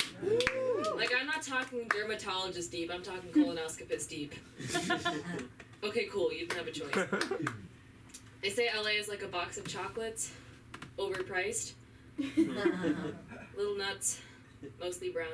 I've been in LA for almost 4 months. I'm originally from the suburbs of Chicago, one of those cities where most of your best childhood memories are spent at a department store. Growing up in the suburbs, it's very insular, you're very protected, there's a lot of protection, that's why they call them condominiums. Since being in LA, there's been a lot of great surprises. I remember growing up, my favorite color in the world was seafoam green, like the Crayola crayon. It was the color of my bedroom, my backpack, everything. I came to LA and I learned that seafoam was white. Something else that surprised me about LA was vaping, which just wasn't as popular where I'm from. So I saw all these like Gen Z kids, I was like, whoa, y'all got some cool looking kazoos. Why does this AirPods case have a blowhole in it? That looks like someone farted in a Kool-Aid bottle. Through my classes, I've gotten to visit a lot of really great communities in LA and meet a lot of great people who are doing work to support those communities. It's made me reflect a lot on my own life because I'm Indian, which you can tell by my personality. But it wasn't until I was around 9 years old that I was involved with the cultural center in my community for Indians. It was called the Public School Gifted Program. The only nonprofit I was ever involved in was Hinduism. Until then, my only interaction talking with Indian men outside my family were from reacting to comments on Quora. A lot of the semester has just been about people asking me why I'm here. For those of you who don't know, I'm a student at Duke University. I'm a sophomore, emphasis on the homo. I'm a physics student, which is the entire joke in and of itself. So a lot of the semester has just been people asking me, why are you here? Why are you here? I was at the Kibitz room in Cantor's about a month ago, and I was wearing a Duke shirt. I briefly mentioned that I'm a Duke student, and the guy who went up after me, before he goes into his prepared material, he just points at me, and he's like, why are you here? And everyone else in that room laughed. Sucks for him. That was the best joke in his whole set. And I was in a bad place last semester, the American South. I go to school. Becoming the person of my worst nightmare, pre-med. And last semester is also when I did stand-up for the first time. And I found the thing that I really loved. Yeah. Attention. Validation. Because being a new comedian is a lot like being a shitty computer.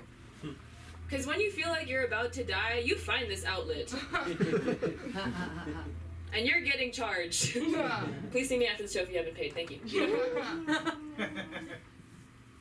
I'm in LA because I want to work in comedy, and I love working here. Can we give a round for this place? I love this place so much.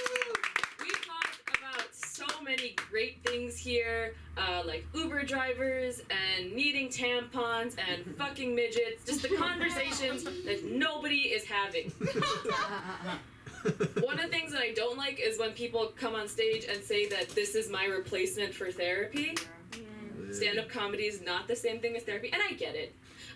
10 minutes can save you 100% or more on health insurance. But this is therapeutic, but this is not the same as therapy, because in therapy, the drugs are legal. In stand-up comedy, you're reading off the thing on your phone. In therapy, the thing on your phone is reading off you.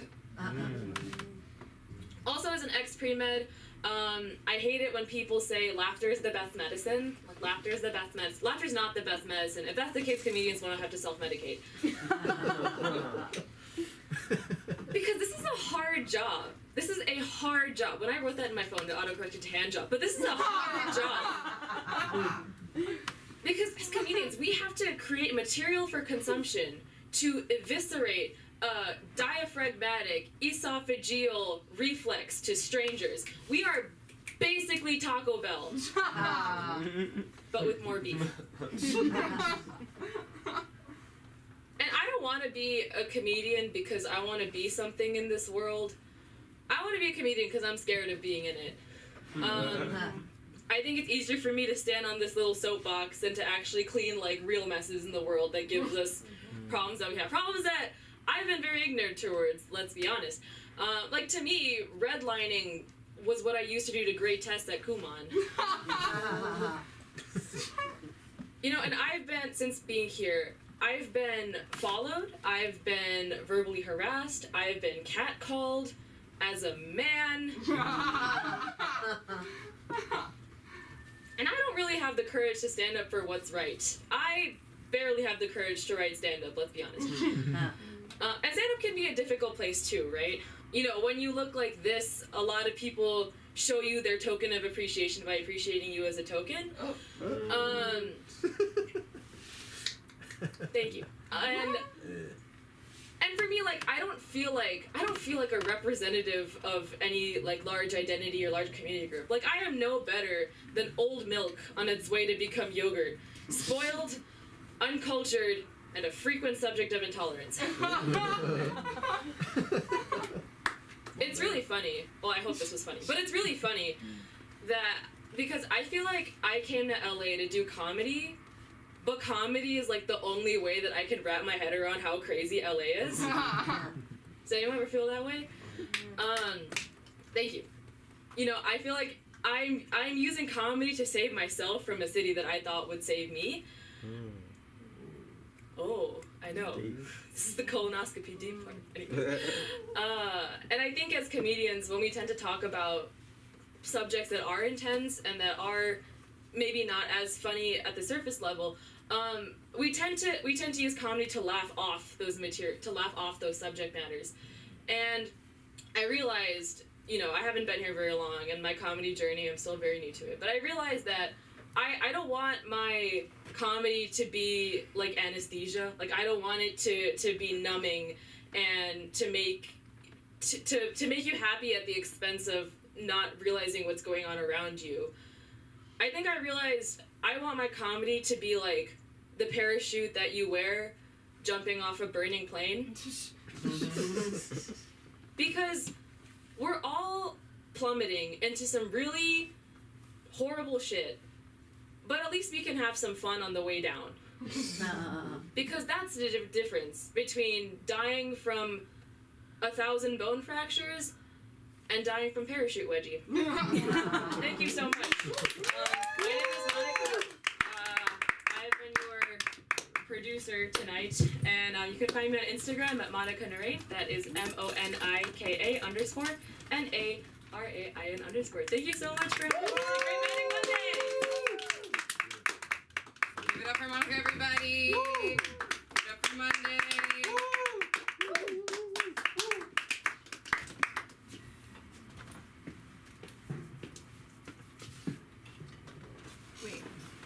Are you trying to lean on it? It's been a long night. Let's end it.